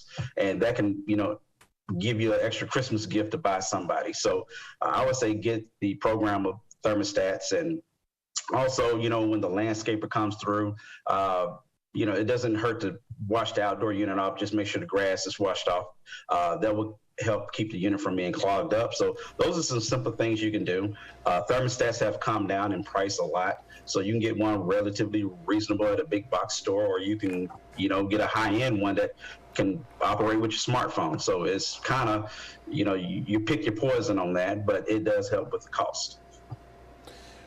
Mark Davison, program chair for Remington College HVAC program. Great stuff here, man. I think we're taking notes as you continue to give some great tips and some great advice, not only how to save energy, but to make sure your HVAC's running in tip-top shape. We appreciate you joining us. Thanks so very much. Thanks for having me. I really appreciate it. The conversation about financial literacy and work readiness, it is a topic we discuss often here at Action News 5, and a lot of times the topic often goes into the idea that students, and when I say students, we're talking students K through 12, oftentimes are not ready. And they don't have that financial literacy that perhaps they should, or the work readiness that perhaps they should. I want to bring in someone to talk a little bit more about this. Lee Mansberg is with Junior Achievement of Memphis in the Mid-South, and she is talking about educational programs for K through 12 students across Memphis in the Mid-South, with an emphasis on financial literacy and work readiness. And Lee, good morning to you. I want to first let our viewers know about what Junior Achievement is. Good morning, and it's so nice to be here, and thank y'all for having me. So Junior Achievement is three-pronged K through 12 program: entrepreneurship, work readiness, and financial literacy. And we work to make sure that we can reach a child every year of their experience, to make sure that you can't just learn it in one fell swoop, as all families know. So we're here to work, and we partner with schools throughout the Mid-South. So with Junior Achievement here, we've been talking a lot about classes set to begin. Some have already begun here across the Mid-South. Tell us about the various programs Junior Achievement have for K through 12 students. Love to. So in our kindergarten through fifth grade programs, we offer a program called JA in a Day, which layers learning about financial literacy and work readiness within the classroom and with volunteers paired there so that they can learn about the economy as it affects their family, the economy as it affects their community and their region. And then we come to BizTown, which is this amazing city that just went by, that is where our fifth and sixth grade citizens come and run a town and build the city of their dreams. They even get to vote for mayor, and they serve as CEOs and CFOs, and they learn what careers earn and how to spend that money and how to be properly banked. And then in seventh and eighth grade, they come for Finance Park, where they learn the 12 drivers of a family's budget. And then they get a simulation in a career, and they'll actually get 2 paychecks, and they're going to have to learn how to live off the money they make. So that's where they really start to learn that different careers make different salaries. And then in eighth grade and ninth grade, our children come out to the Agri Center May 14th through 16th to really work with our business community to see what those big careers that are out there, what the pathway is to get there. Our education partners are there, credentialing partners are there, so that students can learn the pathway and use their high school experience intentionally. And then in high school, we offer 10 high school semester courses in partnership with schools so that children are ready for the workplace when they leave high school or move on to a 2-year program or a 4-year program. I have to say, my kids, BizTown, they absolutely loved it. It was such a great introduction to what the business world is like and real-time opportunities to kind of understand bankers and journalists and various aspects of an entire town. It's such a great program, and I remember them talking about it for weeks and weeks afterwards. It's fantastic. Tell me why these programs are so needed these days. I often talk to a lot of financial planners out there and experts, and they always constantly tell me and tell others that a lot of our kids just aren't prepared when they finish high school. When it comes to financial literacy, they're just so behind. And I would think that that's the primary reason why it's so important to have junior achievement a part of the curriculum, right? Absolutely. And it goes across all barriers that almost every parent that comes through here says, I wish my older children, or I wish I had done this. Financial literacy has to be put within the context of why. Like, it's not enough to say to a child, you should have a savings account or you should be properly banked, unless they understand why they need to do those things. And that's what makes junior achievement so important as we work in partnership with the schools we serve, because you have to experience it over and over again, and then you've got to place it within the context of the career you want and how you want to live your life. And it is the ultimate tool for independence and living well and being able to launch into adulting well. Lee, tell me more about Junior Achievement's new facility in Binghamton. Oh, we're so excited about it. We love it. The Wang Experiential Learning Center has been open since January 23rd, 2023, and it is what we call the ultimate learning place for capstone learning, meaning that our teaching partners work with the students in the classroom, so we're not a field trip. And it is a place that instead of children taking a pen and paper test, they come here and get to do a real-world simulation to cement and lock in learning. We call it hands-on, minds open learning, that children learn best in play-based situations where they get, and also where they get to be in control.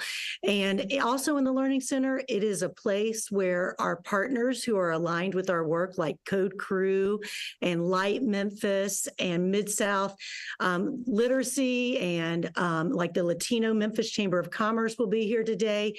It is a place of community gathering to say, we want to all pour into and make sure that all children can live lives of choice and be joyful and feel like they are surrounded. We have beautiful art everywhere. Like I purposely wanted to be in this room for everybody today because entrepreneurship is encouraged. The fastest way to reach generational wealth is through entrepreneurship. So we're really, an Epicenter helped us create this magical space. And so it's really a place for us to be able to model the future for the children in every square foot. Can you talk about some of the results that you're seeing when children are a part of the Junior Achievement programs? Absolutely. So we know that 7 out of 10 children, once they've been a part of our programs, are aware of careers that they never knew that they could have, that they understand the pathway on how to achieve those careers. We work closely with educators as well. Some of the harder data we get in our programs is we have a hope challenge in our community.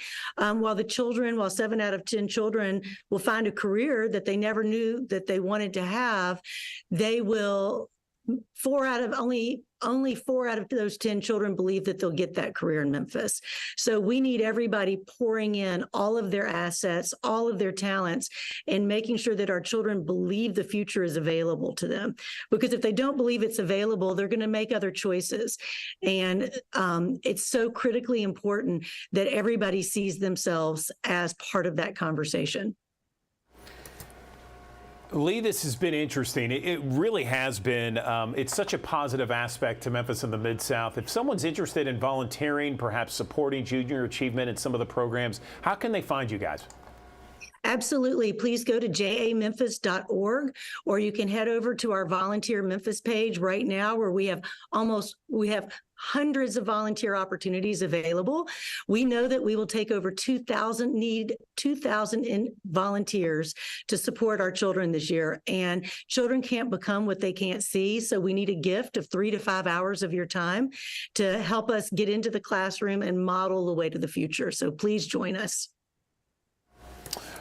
Okay, Lee Mansberg with Junior Achievement of Memphis and the Mid-South. We appreciate you and this deep dive into what Junior Achievement does and how students across Memphis and the Mid-South are benefiting. Thanks so very much. Appreciate it. Thank you.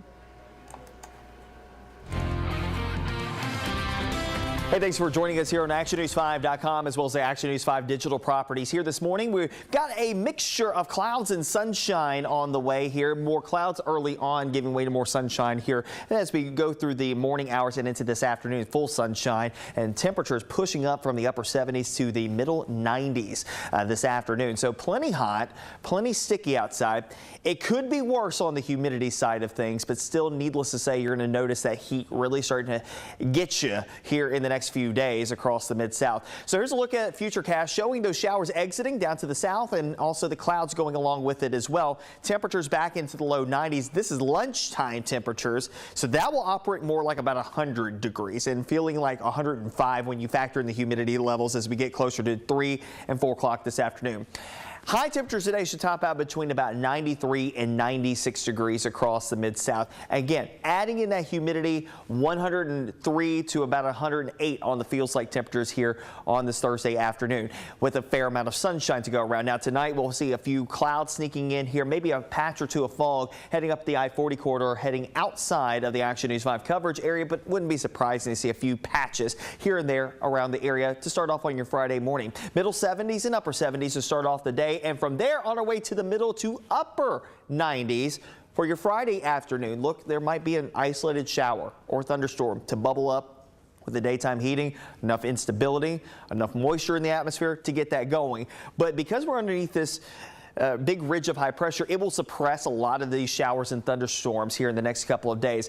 Highs tomorrow between about 95 and 98 degrees. That's actual air temperatures. That's not adding in the humidity levels that will be gradually heading upward. Of course, it's not just here locally. It's really across the entire southern tier of the United States where the heat is going to be on. We've been showing you this graphic here because I want to explain to you how this all happens, because when you get underneath this ridge of high pressure like this, that is very dominant as of right now, and probably for the better part of the next week and a half, this is going to be the main focus of the forecast outside of a few isolated opportunities for showers and storms. What happens is that the air comes together at the top end of the area of high pressure. So it converges at the top, it then sinks down towards the ground, and then it diverges at the bottom, at the surface. So that divergence, that will help to spread out the winds, and that sinking air also compresses as it hits the surface of the earth. When that happens, it warms up. That's a warming process. Compressing air warms up efficiently. So that's why you see temperatures that are going to be well above the averages across this same area that's underneath that red zone. Now, again, this is just a generalized view here, but you do see that even outside of that, you've got temperatures 100. Sioux Falls, South Dakota. Okay, 93 Bismarck, North Dakota, 91 Colorado Springs, 115 in Phoenix, Arizona. I think that they are well on their way to a month's worth of above 110-degree high temperatures over there in Phoenix, Arizona. 100 in Lubbock, Texas, 102 Waco, Texas, Laredo at 106. New Orleans in the middle 90s today. And when you factor in that humidity, it's going to feel a lot hotter as well, probably closer to 110 there. Feels closer to the same idea down in Sarasota. They've had some very excessive heat down in South Florida the last couple of weeks. Here in Memphis, we'll go 95, 99 in Richmond, Virginia as well. And of course, when we circle back to the Mid-South, 95 operates closer to 105 this afternoon. 97s the next couple of days will operate more between about 105 to 110. So I encourage you to take those extra precautions the next few days to keep you, your family safe. We're getting to that season of the year where folks are heading back to school. School buses are going to be running. Folks are going to be out at football games. Folks are going to be out at football practices, at soccer games, at band practice. These things are going to be going on outside, and you need to be weather aware and attuned to that, and hopefully be used to it, especially if you're going to be outside for prolonged days, prolonged periods of time those days. So again, get ready for that heat. If you have been inside and kind of a hermit the last couple of weeks, as we've gone through the summer months and you're about to go back into those situations where you're going to be outside doing exertion, be prepared for it. And also just be prepared in general from any weather situation. You can download the Action News 5 First Alert Weather app in the Google Play Store and the Apple App Store.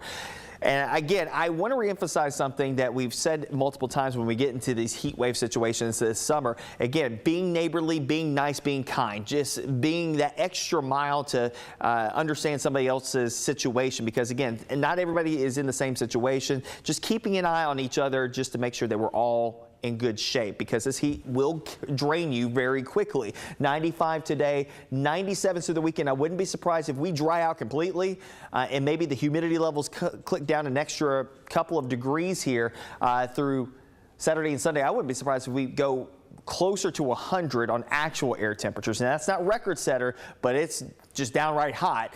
Now Sunday will be the ending of this batch of heat, because the ridge will start to buckle a bit. Now I think through the day we're fine, but after sunset there could be a cluster of thunderstorms that dive bombs out of the Missouri Boot Heel. We'll see how that plays out, and we'll keep a chance for a couple of showers and storms in the forecast heading into next week. Only isolated hit and miss variety showers and storms that could flare up each and every afternoon. Highs there in the middle 90s, overnights generally in the middle to upper 70s.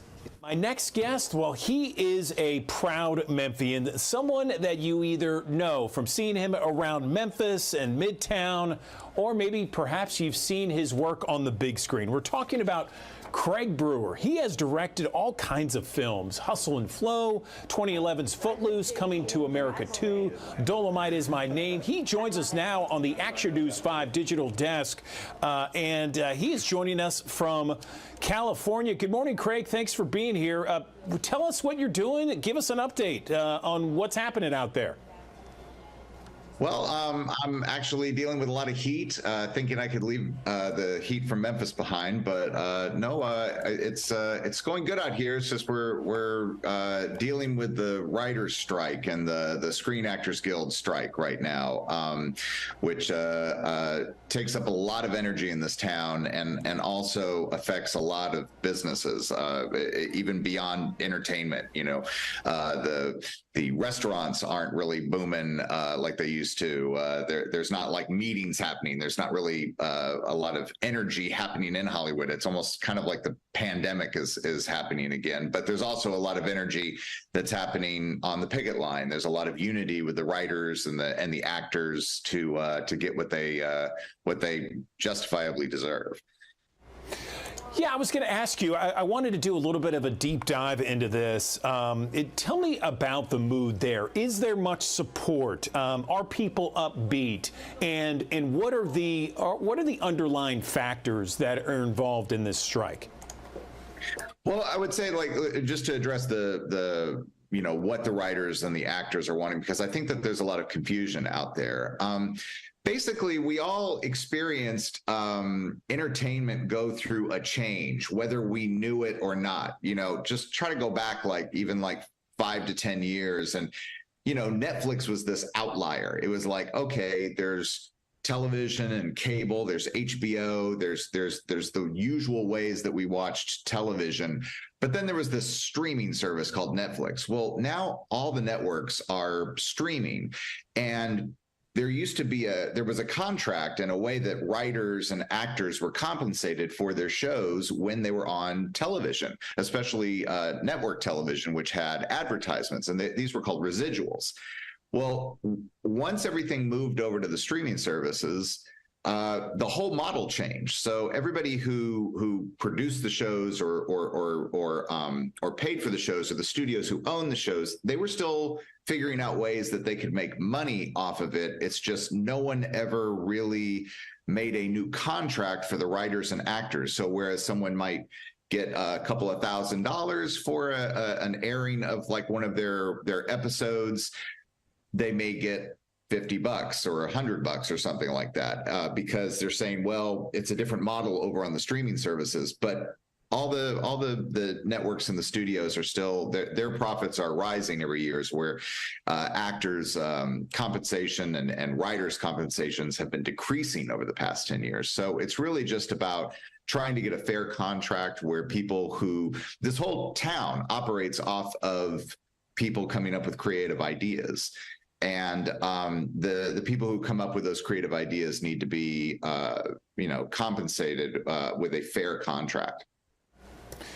So you're supporting SAG, standing for the Screen Actors Guild, and AFSTRA, the American Federation of TV and Radio Artists. Are there any talks scheduled between SAG, AFSTRA, and the studios right now? That I don't know. I just remember being on the line the other day and someone saying it seems like no one's talking, and it's really disconcerting. I think that one of the things that a lot of people need to realize, I've talked to a lot of people who aren't in the entertainment business, and one of the things that they always go to is that, do we really need to pay actors anymore? Don't they make millions of dollars? And I just want to make it clear that, though I'm not singling out Robert Downey Jr., but he's not the reason what we're striking for. He's a brilliant actor that's also made millions and millions of dollars off his Marvel contributions. But the SAG, the Screen Actors Guild, is made up of so many people that you will see so many times in an episode of Law and Order or a one line in a movie, but they don't really get paid all that much, and a lot of the things that they're asking for is just so they could actually maintain their health insurance. And I think that there's this idea, with people sometimes outside of the entertainment business, that everybody who's on TV is obviously paid a lot of money, and that's just really not the case for a lot of working actors today. And that's why I think that they're so unified right now. The Writers Guild have been, it's been a few months that they've been on strike, but man, the energy now that the actors have joined the strike, I mean, it's through the roof, and there's just a lot of common ground between the writers and the actors in terms of what they're wanting. I mean, one of which is just transparency. We never know as a writer. I mean, I had one of the most successful movies Amazon has ever had with Coming to America 2, but they would never let us know any numbers on it. So back in the day, you could open the newspaper, or you could open a trade magazine and say, oh, my movie made this much money and therefore this many people probably saw it. But the tech companies don't want anybody to know what are their successful shows or not, because it opens them up to a new business model that they don't want to have. I mean, if Adam Sandler suddenly realized that, subscriptions to Netflix or Amazon or wherever he had a movie on, like, increased by hundreds of millions, then you can imagine what he's going to be asking for the next movie he makes. And so they want to kind of keep a lid on that, and that's creating a lot of problems in terms of compensation. And it's not, from what I understand, Craig, it's not just the actors and people that you see on screen. I mean, it's all the crew members, because either directly or indirectly, when you're not making TV shows or movies, I mean, these guys don't have jobs either. So I'm thinking tens of thousands of people every day are without jobs, without incomes, without any kind of work. Are there particularly, like, are there strike lines? Do you go to a picket line? I mean, tell me what it's like over there. Oh yeah, you pick a day and you pick a studio, and you grab your, you grab your sign, and you head out and walk for a good 4 hours, or if you can do it all day. The heat has been so bad out here that they've tried to reduce the hours, but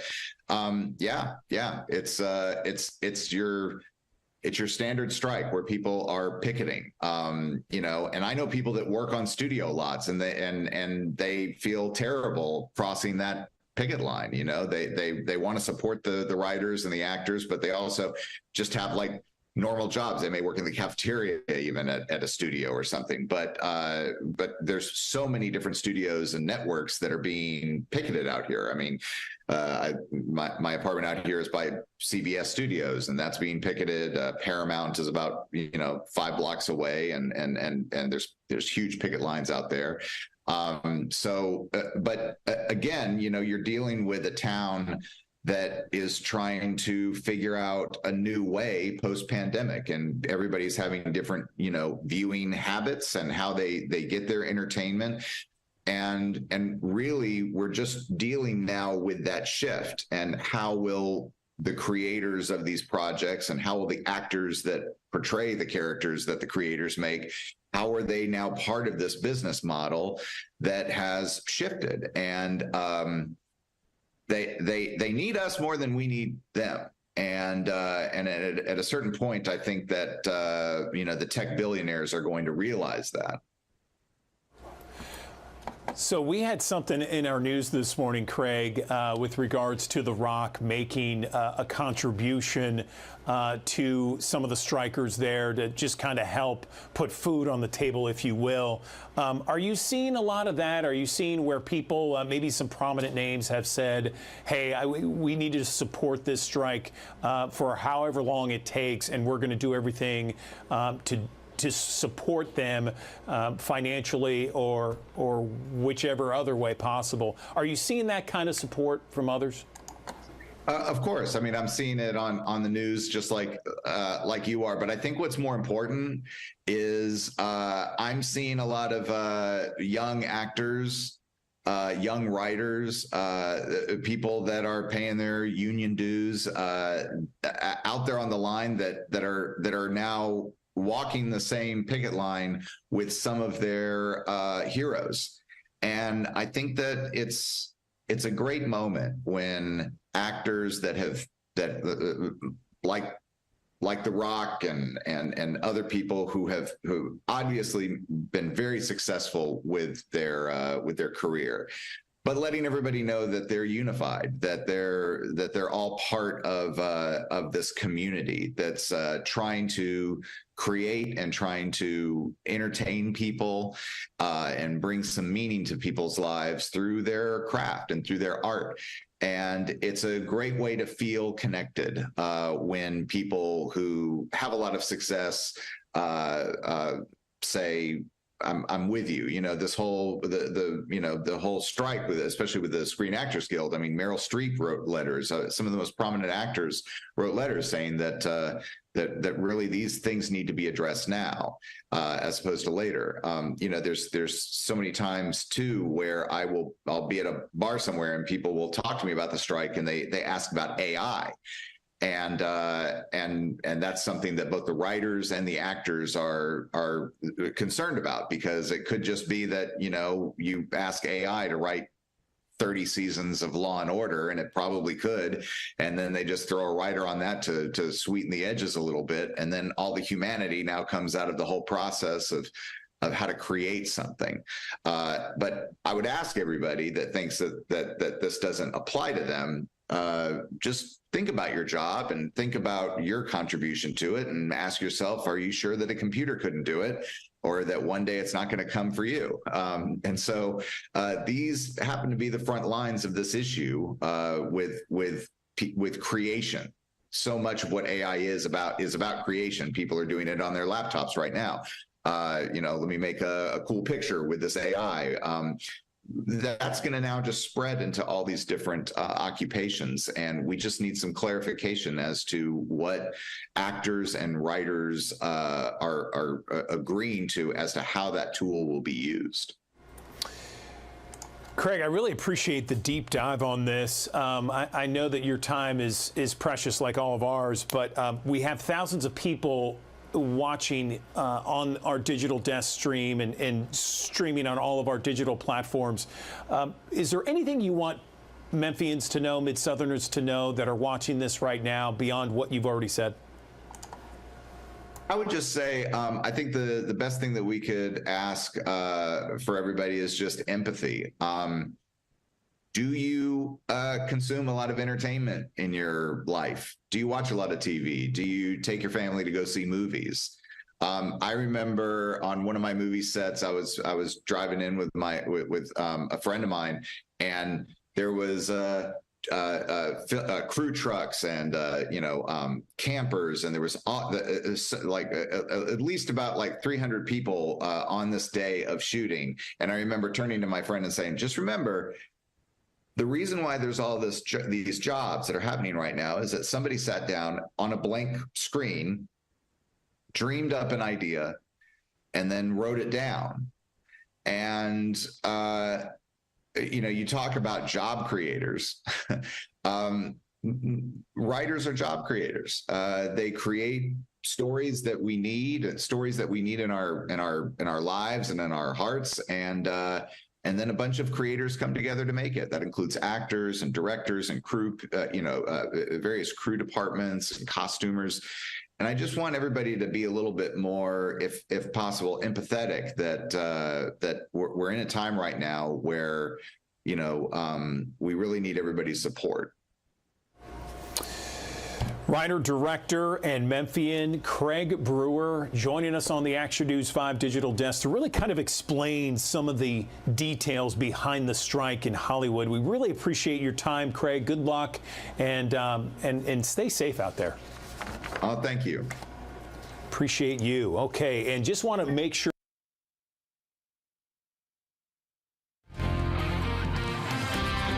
Hey, thanks for joining us here on ActionNews5.com as well as the Action News 5 digital properties. Here this morning, we've got a mixture of clouds and sunshine on the way here. More clouds early on, giving way to more sunshine here. And as we go through the morning hours and into this afternoon, full sunshine and temperatures pushing up from the upper 70s to the middle 90s this afternoon. So plenty hot, plenty sticky outside.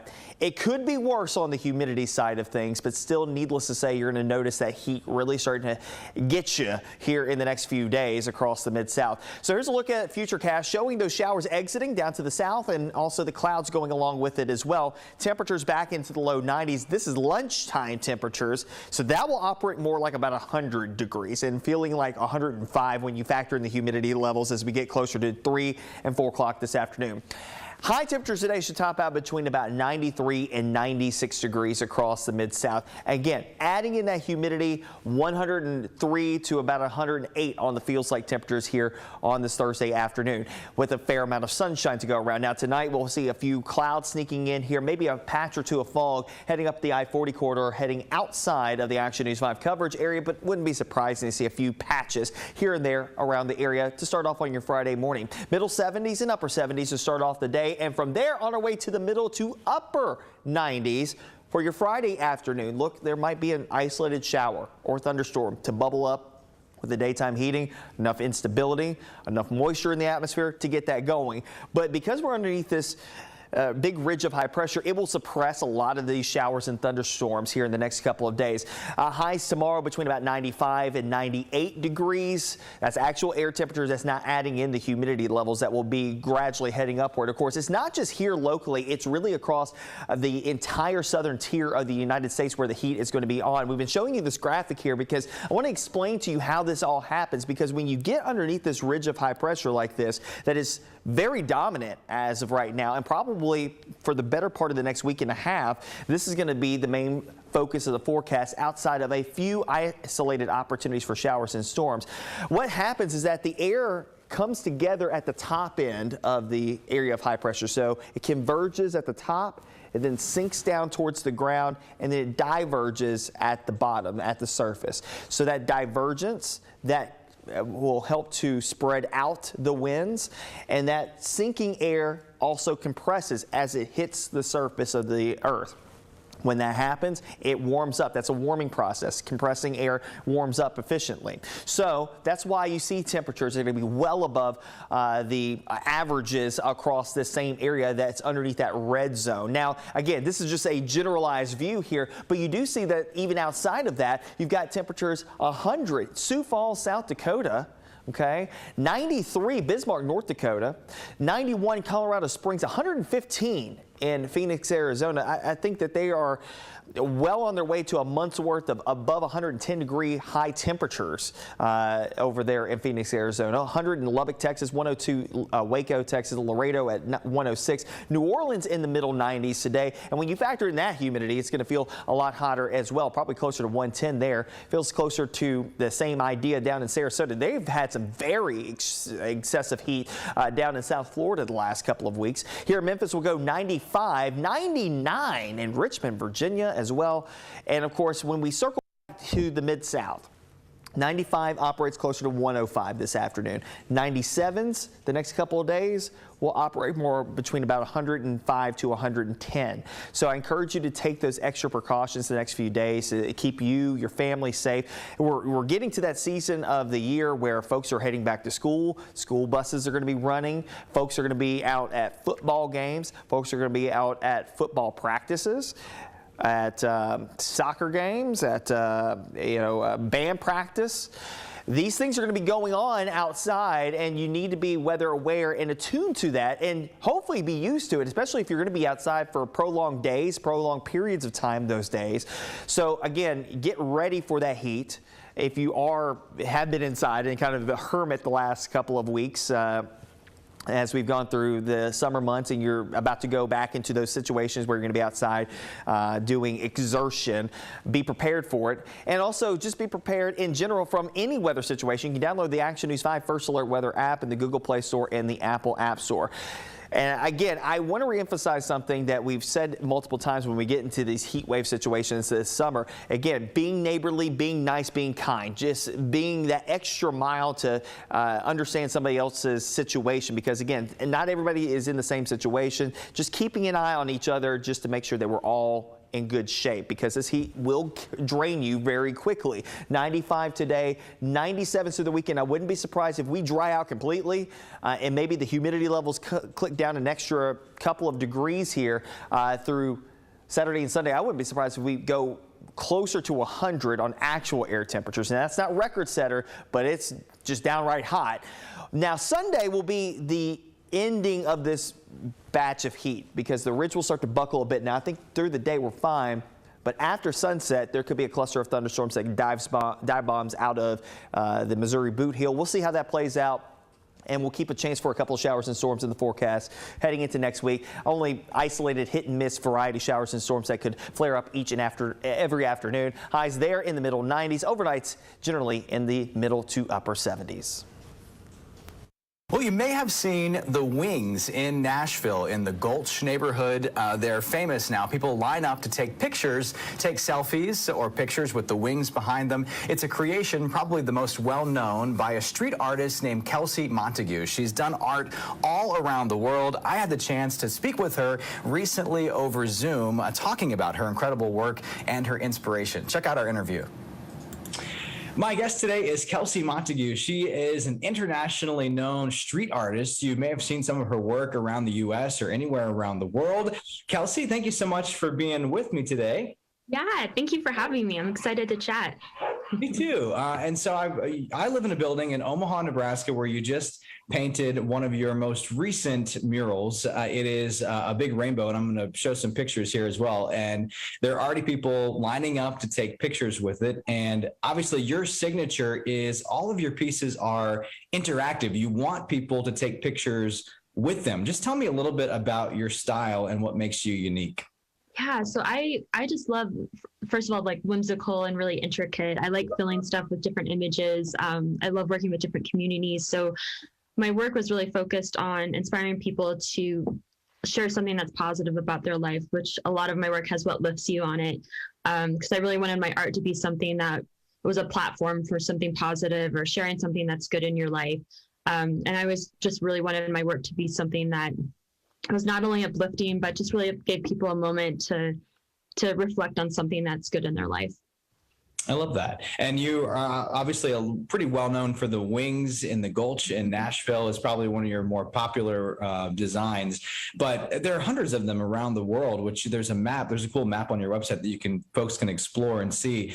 I read too that you really don't kind of know where the designs come from until you just get out there and doing it. I mean, is there planning that goes, obviously there has to be some planning that goes into them, but as far as the designs and coming up with the unique different things, is there a process for you? Yeah, I think it really depends on who I'm working with, sometimes people come to me and they say, we want you just to come up with some ideas and just give us like a broad idea of what this might be. Or it could be, we want angel wings. We want, to highlight, a specific neighborhood in a specific city that's known for, coffee or painting or, so it's really fun for me because even down to the colors of the mural really start to matter. So it's always a mixture.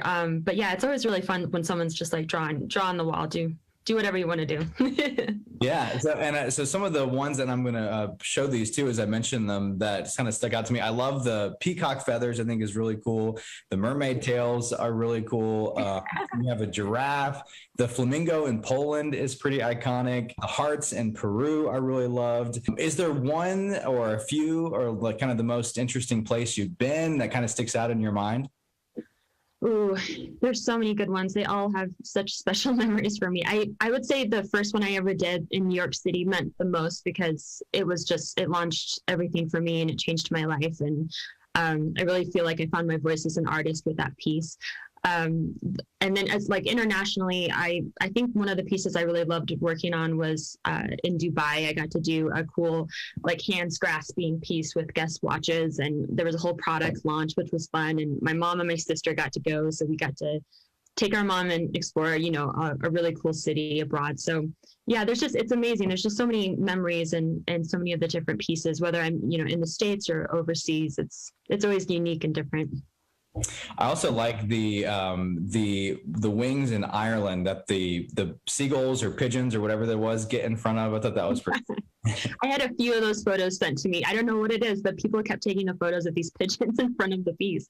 But that's also what's really great about this, especially, focusing my work really is focused too on social media. And I really believe in the power of that, being able to share whatever you want and not having to have any type of you get to build your own audience right away. And that was something that I really loved because I would create these pieces, even now. And, I leave the city, I give my art and I give everything I have, and then I leave. And then on social media, I get to see these amazing, interactions. And people also, I think, are just so creative, and they always take my work to another level. So, and that's kind of fun to see. Yeah, that's awesome. Some of your works are many stories tall. Do you have a fear of heights at all? I mean, I see you working on these big, platform, big, heavy construction equipment. You work in some pretty extreme conditions weather-wise too, probably, huh? Yeah, actually, Omaha, it was freezing when we were there, and I actually had to extend the piece by a few days to finish it because my drying hand was like, on the border of getting frostbite. So we had to, I think that's part of the challenge of these pieces, especially, is that the weather, you can never control it. And sometimes, if I'm drawing in extreme heat and I have to start drawing at 2 a.m. and I have to finish by 9 a.m., then that's what I do. And I think I've just really learned to try to be as flexible as I can and realize that, anything can happen. And then as far as the machines, I think with heights, cherry pickers for me are something that I actually feel really safe in. And I'm not afraid of heights unless I don't have a harness on over I'd say if I'm over a certain number of feet in the air, then I'm okay, I need a harness, and then I'm fine. But if I don't have a harness, then I get a little, I can get a little scary. So when you work on something so big, on a scale so big, and you're so up close to the wall, do you have to step back a lot and look at it, or you pretty much stay in the moment in one particular spot the whole time? Yeah, that's a really good question. If there's space, if there's not power lines, if we're up in a lift, and sometimes it takes, because of those obstacles like a power line or traffic, and it takes 30 minutes just to get into position. Usually we'll be able to swing out the arm. So the wall will be here and we can just swing out and we can look at the piece that way. Also bathroom breaks are a great time to get down on the ground and just to kind of look up at the piece. So you famously worked with Taylor Swift on some butterfly wings, and then you've also been in the Smithsonian in DC. Which one is the bigger pinch me moment for you? Oh my gosh, they're both so big. I think Taylor, I love working with other creatives. So I will say that for me is just whether it's product design or a musician or, I love it. And it's such a special experience when that gets to happen. So I'll probably say that, but the Smithsonian was still I still can't believe it. I still have pinch me moments. So. Yeah. Have there been any other celebrities that you've seen taking a picture with your, any of your works that have surprised you? Yeah, I mean, I saw Vanessa Hudgens, Dove Windsor, Jessica Biel. I mean, there's been it's been cool just to kind of, and they just kind of pop up, or someone will message me, and I'm like, that's awesome. But I think whether it's a celebrity or anyone, actually, I hope that my work just makes a positive impact at some point in your day. Because I know life is hard, it's crazy. Creating these murals is crazy. It has a lot of challenges, but it's just so worth it as an artist to be able to do something that might make someone smile or share a good memory with, a family member or a friend. Sure. Yeah. It would make me smile to see you work with Dolly Parton. I was wondering how you have not done that yet with butterfly wings. You have a Nashville connection. Have you reached out to Dolly? On the top of my list. It's on the top of my list. I am I love her so much. So if she's watching this, I'm game. Please invite me to the unveiling too. I will. I wanted to ask too, are people around the world always receptive? I mean, you always go in, you're invited somewhere. You don't randomly show up and put works on walls, right? No, I haven't yet. I've always had permission, or, I'm working with someone specific, or someone's got a wall. I mean, I guess, especially in different communities, I'll come in and I'll do a piece in a multi-development, area. And, sometimes some of the locals are, I think they're kind of well, what happened to the white wall? It's kind of change can be kind of funky, but then it's really fun for me to see how protective the community then gets of the piece. For an example, in the Mosaic District, I did this huge giraffe that was sitting, and it's sitting on a stairs, and it's hard to say, but I was so proud of it. And then the client was we want you to come back and you're going to paint it pink. And I was like, great, I'm all in. I love that. So we went back, and actually some of the people that were walking by were just you're not getting rid of that, are you? And I'm like, no, I drew that. I'm just putting, some color in. And they're like, okay. Cause they're we like this. So it's fun to see people kind of, whether their reaction is kind of or if it's really good, but usually in the end, it ends pretty well. Yeah. Awesome.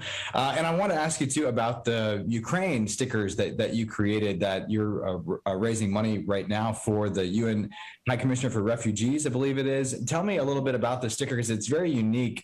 And there's different symbols in each letter.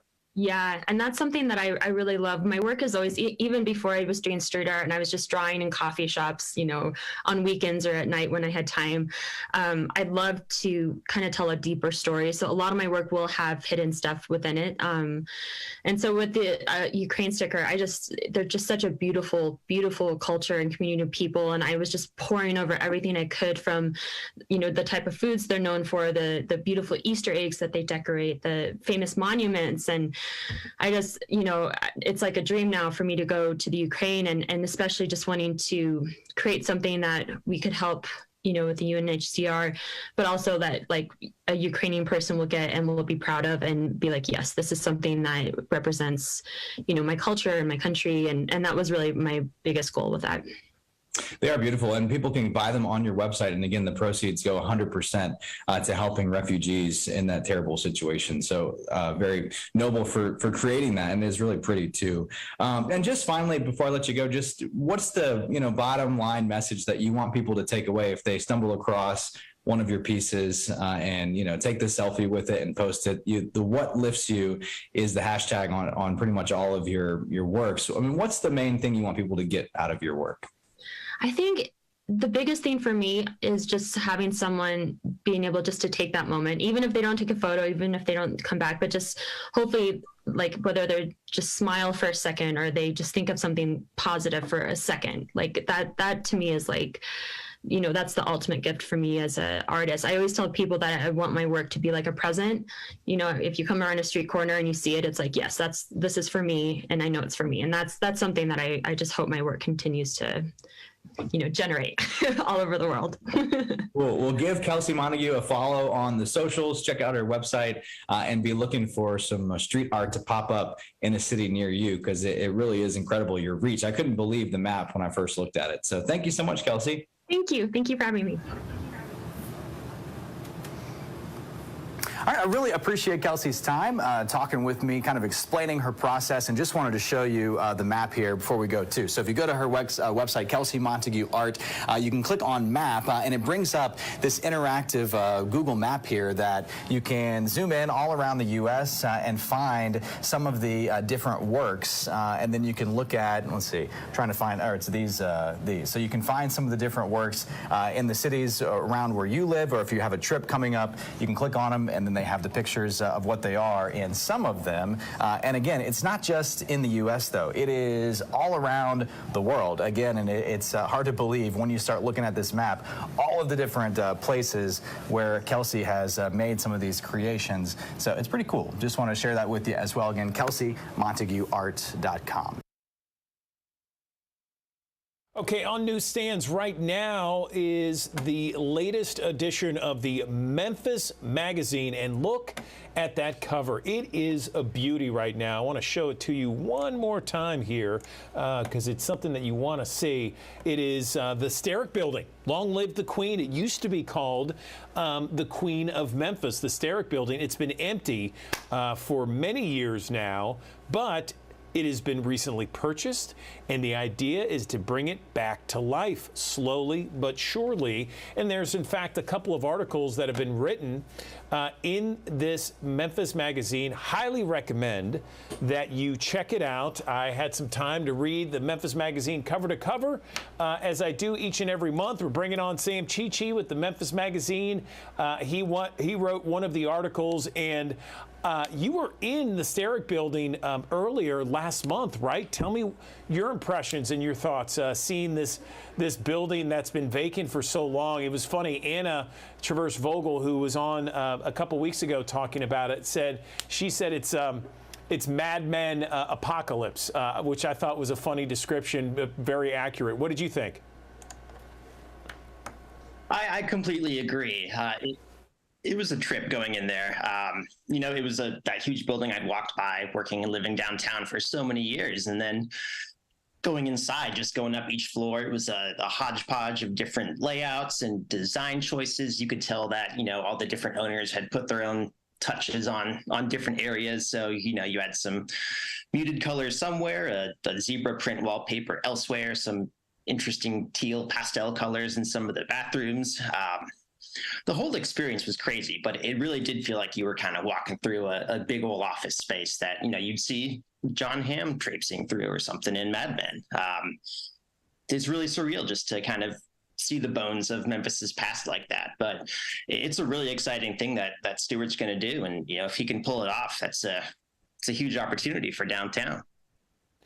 I want to get a little bit more into that because there are some grand opportunities. I agree with you, Sam. Grand opportunities to really kind of transform the Sterrick building. I mean, it was built in 1929. It looks gorgeous. It's my wife's favorite building downtown, but it's been empty for so long. It needs so much renovation, so much updating, and you wonder, a project like that is such a big undertaking. And I know, a lot of people like to bring up, Crosstown Concourse as one of those big projects that has worked out successfully.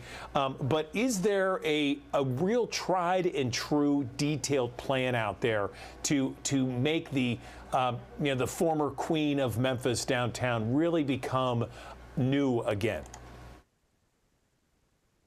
I think that's the big question. We talked through the beginning stages of this, and I know the big focus for them for many years was untangling the really complex lease agreement and ownership agreement that was in place. So for now, I think they're keeping a lot of cards close to their chest. So, we haven't seen a big detailed plan yet, but, their goal is they want to have some retail stuff in there. They want, I think, up to possibly 180 housing units for, individuals or families. They want to put some restaurants in there. And then I think there are talks to potentially explore the option of putting a boutique hotel in there as well. But, it's still in the early stages. They have to, get the interior back up to working order. The bones are pretty good, but there's a lot of mess in there to sort out. So, if this project comes to fruition, it's still several years away. I know Stewart had mentioned that he was aiming for a third or fourth quarter 2026 launch date for the revitalized Sterrick, but a lot of those details are still to come. So that's something that we're looking out for, and I'm sure we'll have a chance to follow up with him once there's an official layout in place. But yeah, still a lot of questions, but this is a guy who's super passionate about the Sterrick building. I think in the web version, you can see that he had his wedding cake made up to look like the Sterrick. So that's, no doubt about his passion. And then he's got an experienced team around him. So, we'll hopefully be able to touch on that again in a couple months or a year or so, but there's still a lot up in the air. It was great reading this article and yours as well. I know it's kind of back to back in the magazine, and we're looking at some of the pictures of the Sterrick building, both outside, what it looked like under construction, what it looks like now, some pictures of the stairway there, the lobby. I just love the lobby there, and how it's in, I guess, relatively good condition considering how long it's been closed, I guess since the early mid 1980s. But it is something that, as you mentioned, needs a lot of work there, and they're putting in kind of a far off date out there, but it's still something that if that could ever get back to the goal and the ideas that they want, it would be spectacular. Something interesting, Sam, reading the history about the Sterrick building, the so-called Queen of Memphis, it just seemed like there was so much bad luck that happened with it. The odd lease with the actual ownership of the land, and then just, some ideas and some projects that really never came to fruition, and it was bought and sold, and then several years later it bought and sold again because of just financial woes out there. You kind of wonder if it will ever reach that potential that perhaps the builders once had. Again, that's a huge question. We spoke to Henry Turley about this, one of the biggest developers in town. And even he said that, some of the ownership groups had done everything right and still felt that it was the best decision to pull the plug on their projects. This is a huge asset if they can pull it off. But again, there are so many questions lingering over this. I've got my fingers crossed. They have a whole plan to, revitalize the whole area on Madison there and incorporate all the existing businesses. They want to, bring in more families for downtown elementary. They're snapping up other parcels of land. It was interesting that they said when they started this project, they were okay with not getting the rights to the Steric building, in that they would continue their efforts to kind of build up that section of downtown, even if they didn't get it. So I think one of the big things there is that, they are laser focused on this whole area, and, they're going to go full steam ahead with the Steric thing, but they also own the Commonwealth building downtown, and they really do have a grand plan for the whole area. So, even if we run into some hiccups with the Steric or it seems a bit unfeasible, I think they're still going to do their best with the whole area. So that's what I'm going to be keeping my eye on for the next couple of years. You mentioned the Commonwealth building, and that's a good point. I mean, because this is the same group that really refurbished and rehabbed the Commonwealth building. And from what I understand, the Commonwealth building was in a similar type of situation, very depraved, or I guess you could say ignored, and they had to renovate it and really kind of build it back up, modernize it, and it's beautiful. It is absolutely beautiful now. And so perhaps they're going to take, albeit a much larger scale undertaking with the Steric building. I also found it interesting that the Steric building had what was considered the fastest elevators in the country, because there were some places like New York City that had kind of governors, if you will, on how fast an elevator could go, but they didn't have those kind of regulations in Memphis, and so these elevators were the fastest in the country, and perhaps one of the fastest in the world. I love that.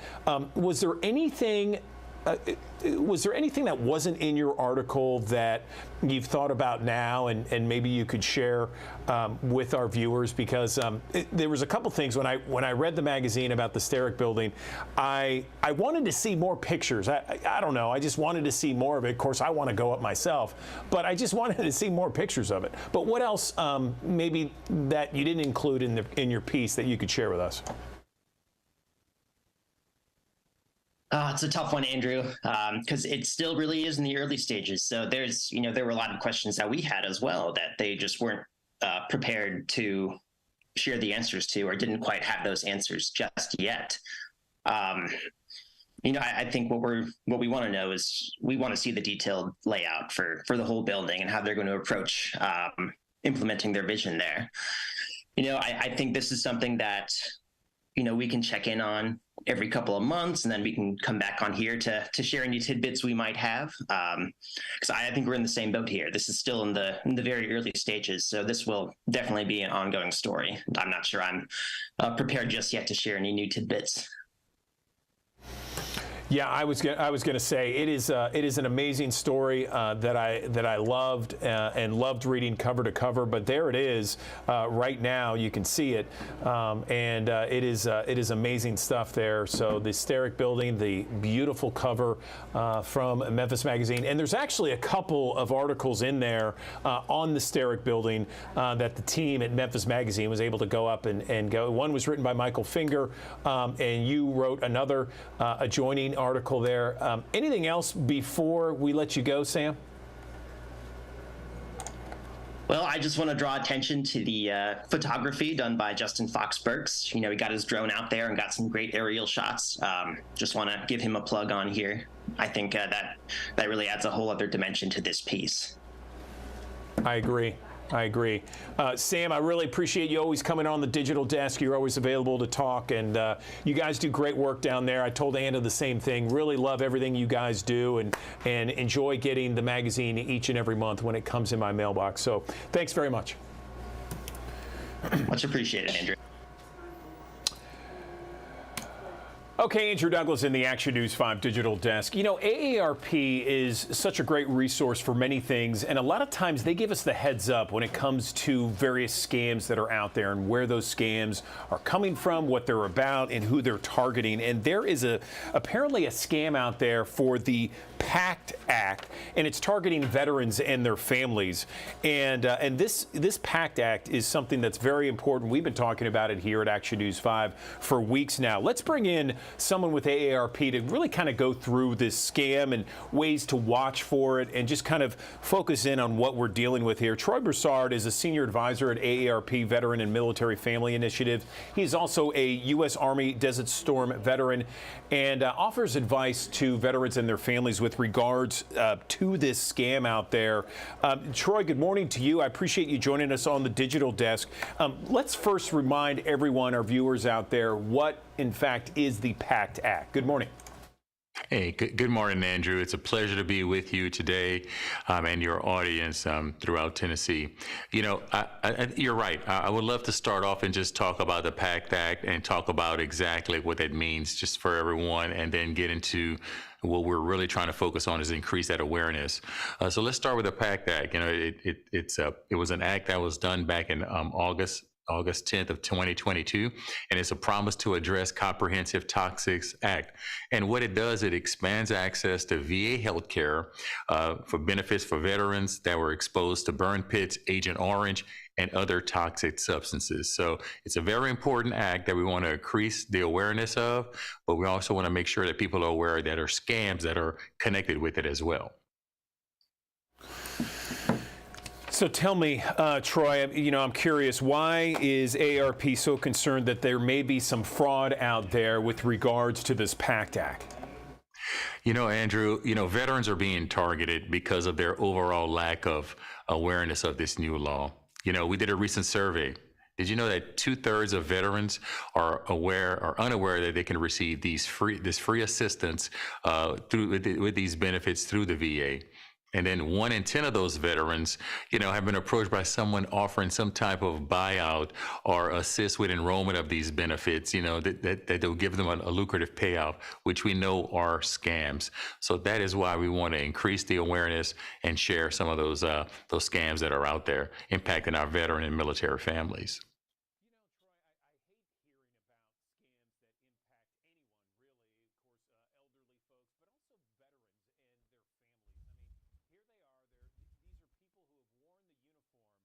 And so these veterans have worn the uniform for our country to defend our rights, and yet these scammers here are having a hard time with dealing with all these scams.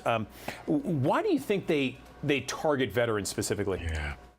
You know, Andrew, you know, veterans and military families, they have access to benefits and different, you know, resources than civilians. And, you know, it's a steady income that's coming through, which I think it's extremely important. And these scammers know that.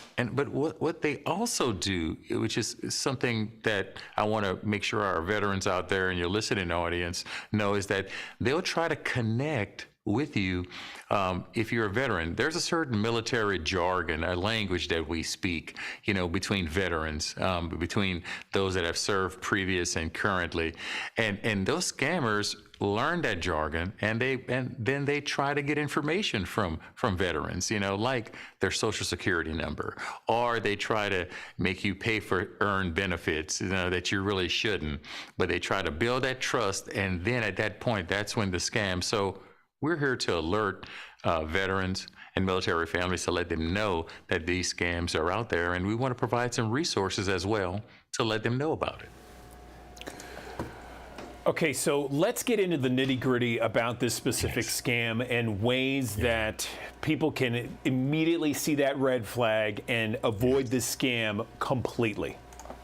Absolutely. Initially, if someone is calling you and stating that what we're going to do is we're going to give you, you know, a lucrative benefits buyout, or if we're going to, you know, let me verify your service, your service records, your social security number, we need to stop immediately and put a red flag on it and say, stop.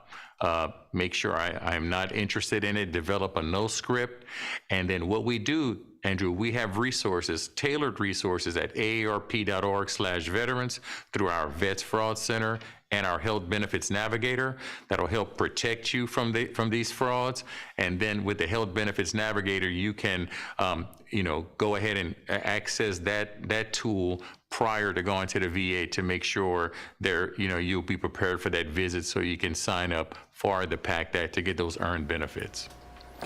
Is there maybe, Troy, another, maybe more of an umbrella way, a way to just spot any scam? There's obviously ways to spot this PACT Act scam, but is there a way to spot any scam that you could give to our viewers?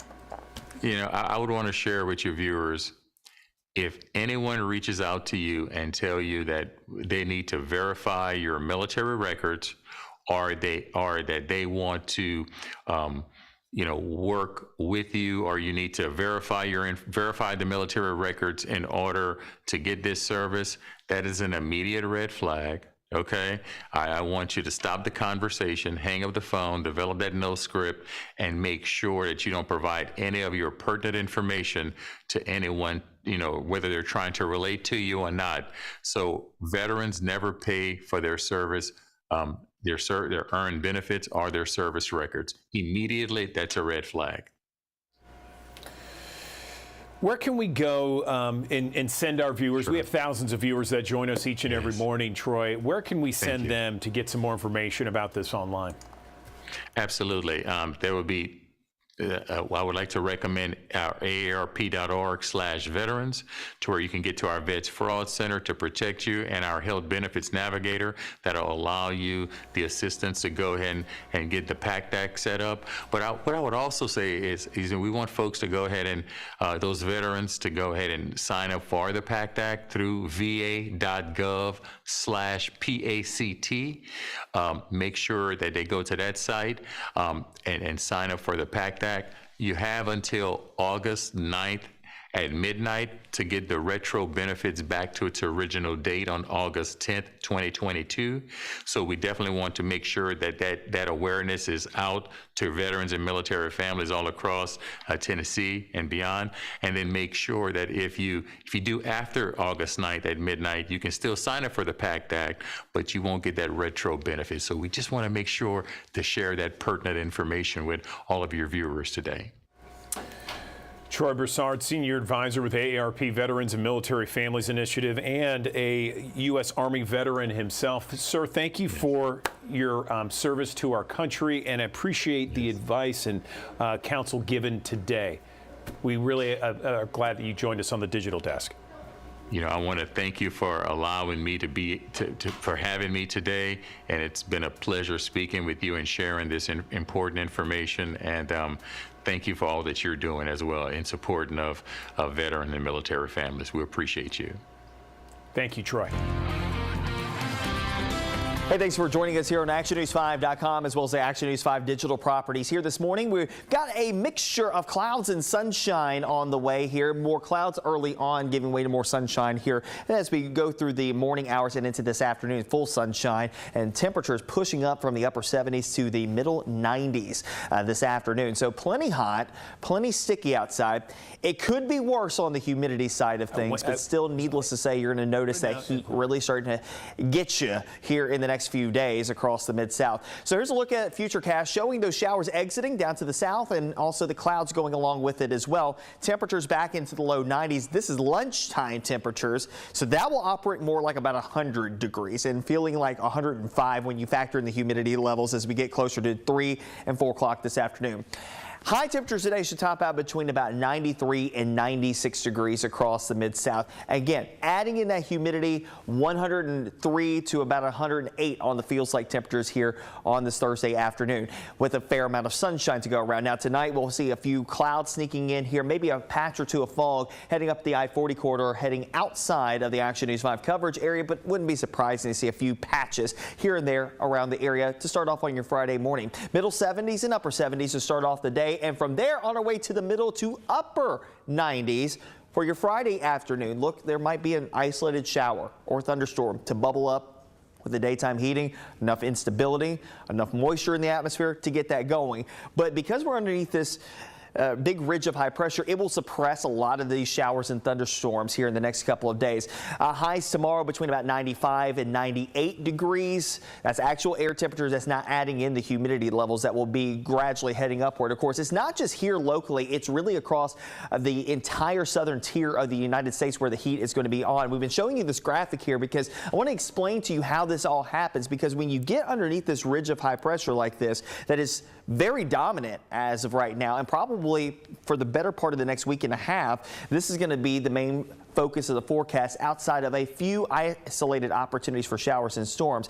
What happens is that the air comes together at the top end of the area of high pressure. So it converges at the top, it then sinks down towards the ground, and then it diverges at the bottom, at the surface. So that divergence, that will help to spread out the winds, and that sinking air also compresses as it hits the surface of the earth.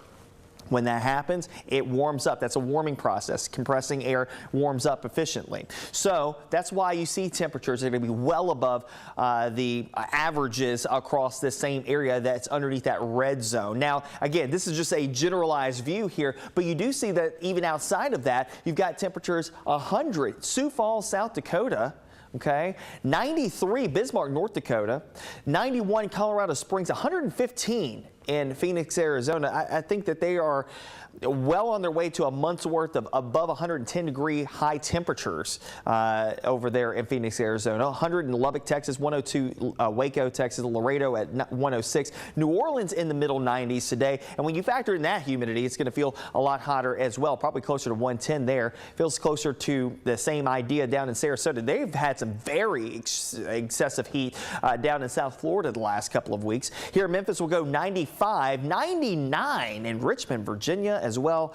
And of course, when we circle back to the Mid-South, 95 operates closer to 105 this afternoon. 97s the next couple of days will operate more between about 105 to 110. So I encourage you to take those extra precautions the next few days to keep you, your family safe. We're getting to that season of the year where folks are heading back to school. School buses are going to be running. Folks are going to be out at football games. Folks are going to be out at football practices, at soccer games, at band practice. These things are going to be going on outside, and you need to be weather aware and attuned to that, and hopefully be used to it, especially if you're going to be outside for prolonged days, prolonged periods of time those days. So again, get ready for that heat. If you have been inside and kind of a hermit the last couple of weeks, as we've gone through the summer months and you're about to go back into those situations where you're going to be outside doing exertion, be prepared for it. And also just be prepared in general from any weather situation. You can download the Action News 5 First Alert Weather app in the Google Play Store and the Apple App Store.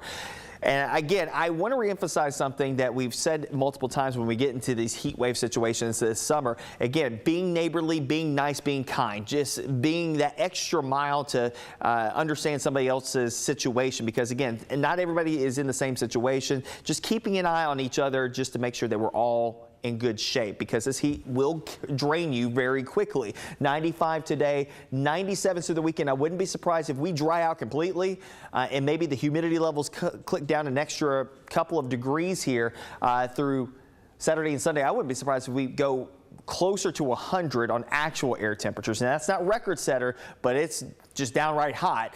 Now Sunday will be the ending of this batch of heat, because the ridge will start to buckle a bit. Now I think through the day we're fine, but after sunset there could be a cluster of thunderstorms that can dive bombs out of the Missouri Boot Heel. We'll see how that plays out, and we'll keep a chance for a couple of showers and storms in the forecast heading into next week. Only isolated hit and miss variety showers and storms that could flare up each and every afternoon. Highs there in the middle 90s, overnights generally in the middle to upper 70s. Well, life is full of transitions. isn't it? I mean, you think about it, throughout your life, no matter what season, big or small, we're constantly going through transitions. Some are planned, others are unexpected. No matter how they happen, it can be challenging for us. It could be anything from getting married, moving to a new house, a new job, thinking about retirement, going into retirement. So how do we handle this the best way possible? Let's bring in someone, an expert, who can really kind of help us with life's transition. I'm joined now by licensed professional counselor Elizabeth Drain. She's with Methodist Le Bonheur Healthcare to talk more about life's transitions and how to handle them. If you had the best piece of advice, Elizabeth, the number one piece of advice when people are going through transitions, what would it be first and foremost? Good morning. Good morning. How are you? Doing well, thank you. First, most importantly, I would like to say it's very important to understand that, you know, different transitions, everyone handles differently, you know, depending on one's personality, coping mechanisms, support system. All of those things make a difference in terms of how you handle life transitions. However, I would like to discuss 8 coping strategies that can be implemented daily to assist you in navigating these challenges. Okay, so the first one I would say, accept change as a normal part of life. Transitions in life are the easiest for those who possess this attitude. I would also recommend identifying and express your feelings. While trying to push away feelings or fear and anxiety is normal, acknowledging them can help you get over them faster and make them real by writing them down and taking the time to reflect on them. You can reduce these influences over you by acknowledging and expressing these emotions. So let me ask you what you said off the first one, Elizabeth. You mentioned change is a normal part of life. You know, there's so many people out there that says, I don't like change. I like doing what I'm doing right now. I don't want to change. Where do people have the most problems when it comes to transitions? Is it something that they're dealing with before the transition, the thoughts in their head before actually doing it, or is it something else? I would say it's probably a combination of all of those things. You know, we're most comfortable with things that we're familiar with. And so when life throws us what I would call change or curveballs, things that we were not expecting, then it takes us out of our comfort zone. And so now we're having challenges navigating, you know, the change because it's unfamiliar to us. So absolutely.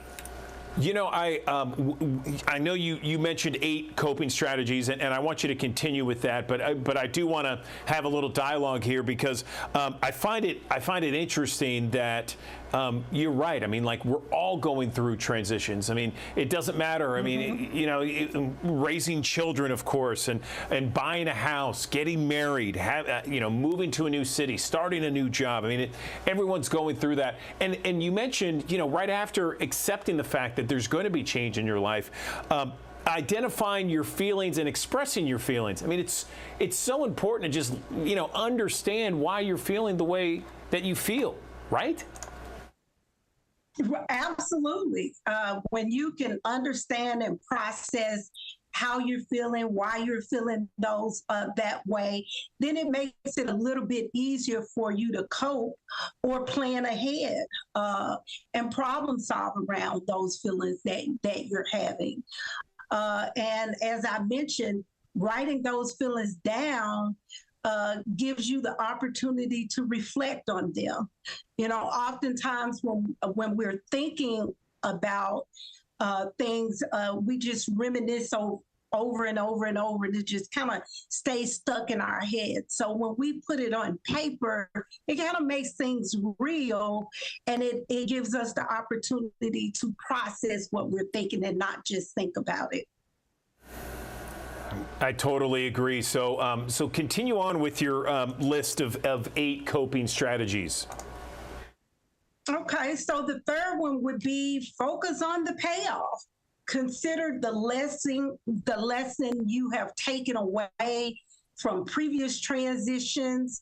Recall the steps you took and what you learned and achieved at each stage, such as changes can offer, useful time to self-reflect, learning to overcome fears and dealing with uncertainty.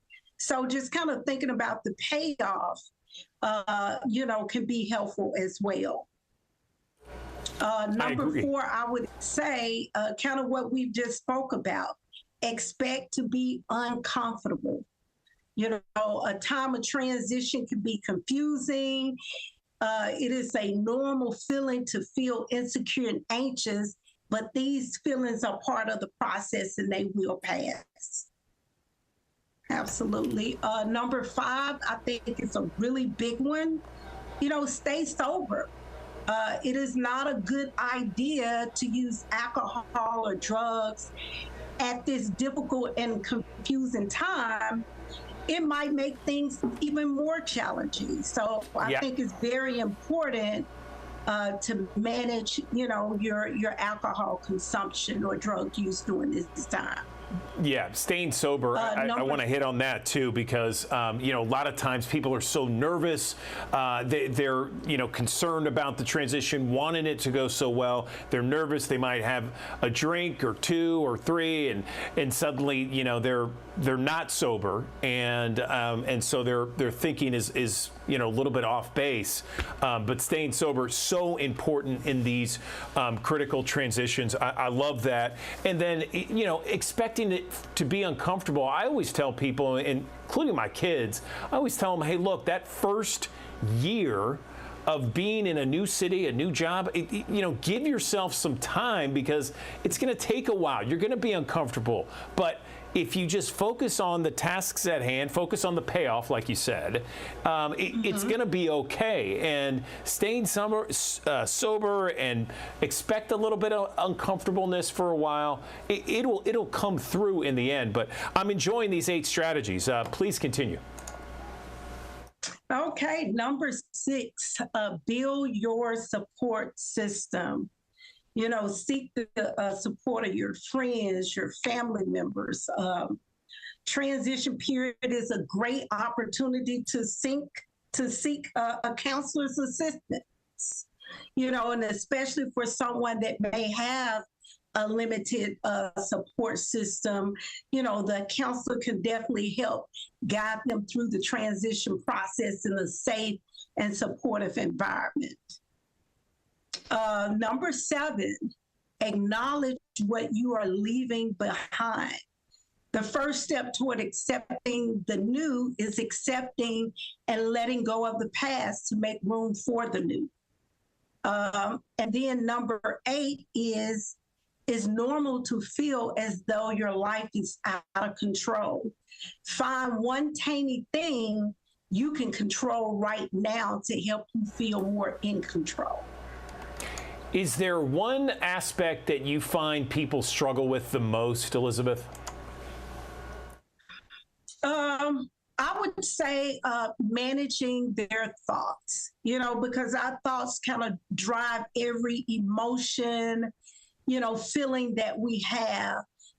So I find that people struggle the most with managing the thoughts that they're having, which is why number 8 is really, really important, because if you narrow that focus and focus on the thing that you can control, or even narrow it down to one tiny thing, then it gives you more of a sense of control over what's going on.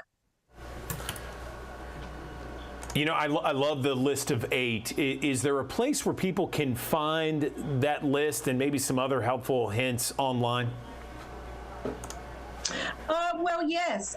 Go to the Methodist EAP website, and all of our newsletters are on there.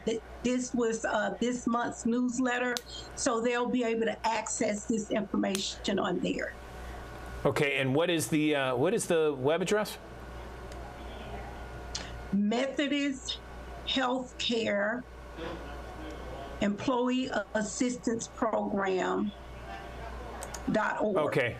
Okay, so methodisthealth.org. Mm-hmm. Gotcha. All right. Well, listen, Elizabeth Drain, I really appreciate your time. Thank you for laying it out for us, some of the issues that some people have when it comes to getting through those transitions in life. I think it really helped people to just kind of talk about it and let people know that, hey, this is a part of life. This is something that everyone goes through, and here's a way to handle it effectively. Thanks very much. All right. Thank you.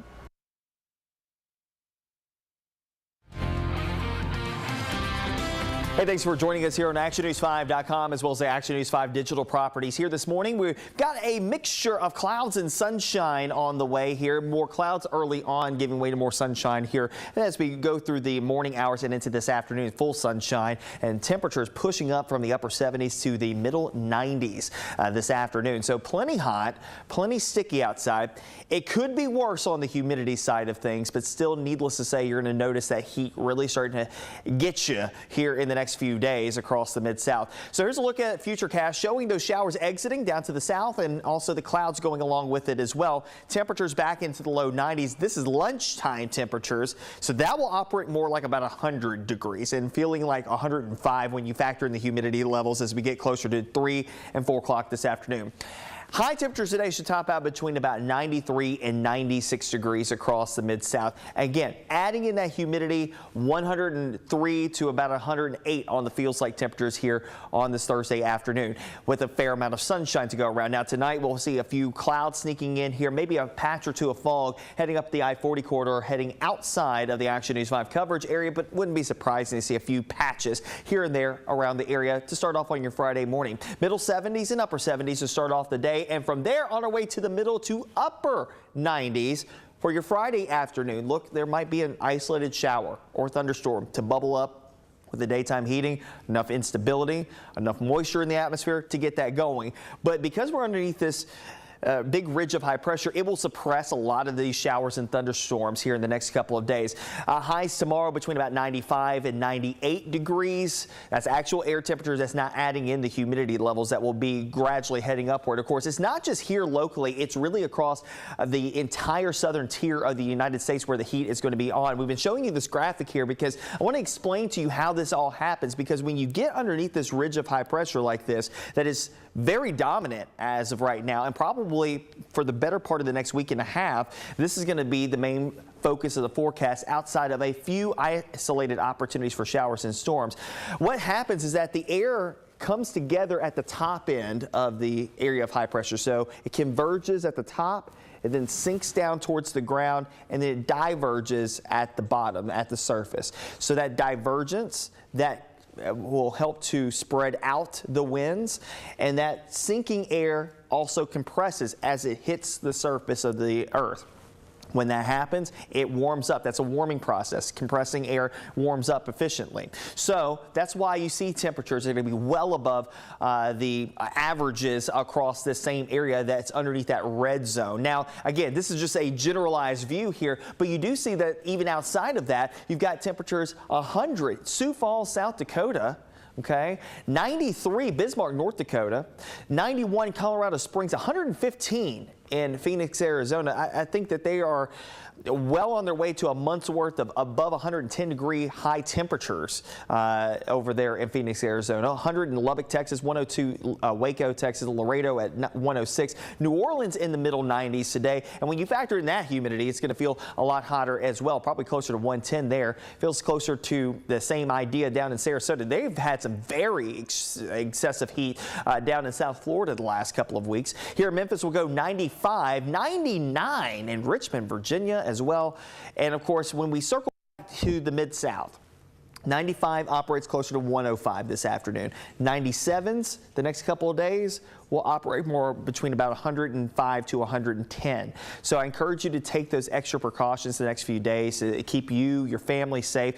We're getting to that season of the year where folks are heading back to school. School buses are going to be running. Folks are going to be out at football games. Folks are going to be out at football practices, at soccer games, at band practice. These things are going to be going on outside, and you need to be weather aware and attuned to that, and hopefully be used to it, especially if you're going to be outside for prolonged days, prolonged periods of time those days. So again, get ready for that heat. If you have been inside and kind of the hermit the last couple of weeks, as we've gone through the summer months and you're about to go back into those situations where you're going to be outside doing exertion, be prepared for it. And also just be prepared in general from any weather situation. You can download the Action News 5 First Alert Weather app in the Google Play Store and the Apple App Store. And again, I want to reemphasize something that we've said multiple times when we get into these heat wave situations this summer. Again, being neighborly, being nice, being kind, just being that extra mile to understand somebody else's situation. Because again, not everybody is in the same situation. Just keeping an eye on each other just to make sure that we're all in good shape, because this heat will drain you very quickly. 95 today, 97 through the weekend. I wouldn't be surprised if we dry out completely and maybe the humidity levels click down an extra couple of degrees here through Saturday and Sunday. I wouldn't be surprised if we go closer to 100 on actual air temperatures. Now, that's not record setter, but it's just downright hot. Now, Sunday will be the ending of this batch of heat because the ridge will start to buckle a bit. Now, I think through the day we're fine, but after sunset, there could be a cluster of thunderstorms that dive bombs out of the Missouri Boot Heel. We'll see how that plays out, and we'll keep a chance for a couple of showers and storms in the forecast heading into next week. Only isolated hit and miss variety showers and storms that could flare up each and every afternoon. Highs there in the middle 90s. Overnights generally in the middle to upper 70s.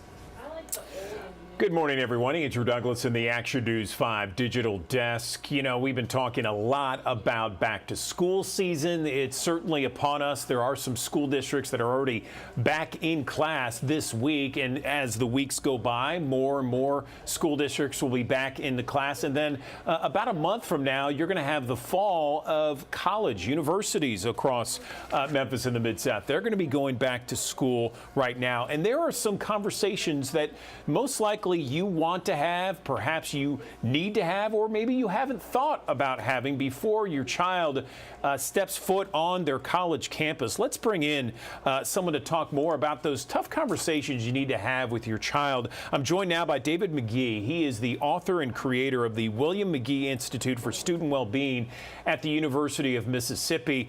And David, I appreciate you joining us this morning. What is the number one thing that parents should talk to their children before they step on foot of a college campus? Good morning. Good morning. Hey, in this day and age, and this is such an important conversation you're having, all parents need to listen. And it goes all the way down to middle school, frankly, students. Pills can kill. And these students today have grown up in an era that you can swallow a pill for anything. They think maybe it was their friend's prescription. The truth is, most of these pills they'll call Adderall or Xanax that are traded, they're counterfeit. And often they have fentanyl and they're deadly. And we see that play out all over the Mid-South. Tell us about the, I have to say, and full disclosure here, I have a son who is starting at the University of Mississippi this weekend. He's actually doing a summer intercession there, taking 3 weeks and then starting the fall semester. So hotty toddy to you, and I guess to him as well. But tell me about the William McGee Institute for Student Wellbeing. I know it's relatively new. Yeah, it is. And you know, so I lost a son. My son, William, was an honors college student at Ole Miss, and he ran track, made it all the way to the SEC outdoor track and field championships in the 400 hurdles. But he self-medicated, and he died of an accidental drug overdose. I myself battled addiction and am in recovery, but we have another son who nearly died and is now 11 years sober, and a daughter who battled eating disorder and is in recovery. So we suffered loss.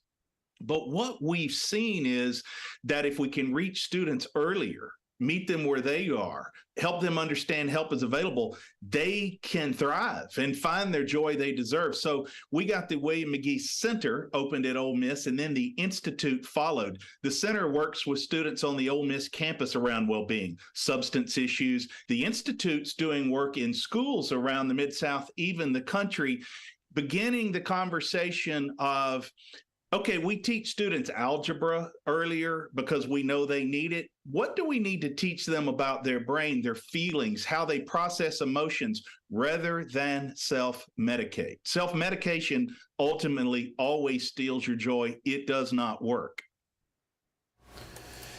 You mentioned pills that can kill and some of the issues associated with that. And you list, in fact, 5 tough conversations to have with your child before they head off to college. Number 1, pills can kill. Let's go through the list a little bit and go in depth on the 5. Great. Number 2. Oh man, this is so important, particularly for young men. We find marijuana today isn't your grandmother's marijuana. And we can laugh about that, but it's a fact. Marijuana today is 400% and 500% stronger than it was 20 years ago. It's highly addictive. Most parents don't realize this. I didn't. My sons were using it habitually. I thought it wasn't addictive.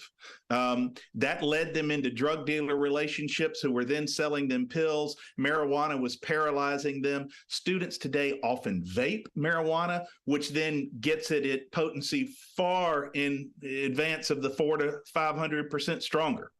The other thing is you really got to understand, number 3 is today's addict doesn't look like the picture of the disheveled guy on the street corner. Today's addict, particularly at a college campus, very likely may be your roommate, a social member organization, friend.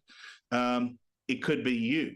Young people don't know how to recognize the signs because so many of their peers are doing the very same thing. So it's important for parents to look for the signs. Are they missing classes? Are they having trouble hanging on to money? Are they not looking you in the eye? The other thing is we have to help students understand, number 4 is self-medication isn't the answer to joy. The studies are clear, but you can cultivate your own joy. And the studies show if we're getting 8 or more hours asleep a night as we need, rest, the outdoors, walking sends blood to your brain. And if you're feeling depressed, a walk and some sunshine is almost like some instant lift. And number 5, you have to understand, parents and students, if you need help, it works. Get it. Anxiety, depression, aloneness, marijuana addiction. It works. It can take some time, but there is no shame in that. And you're not alone. Many of us have been there. And I don't want to bury your children or your neighbor's children. And I've done too much of that, starting with my own.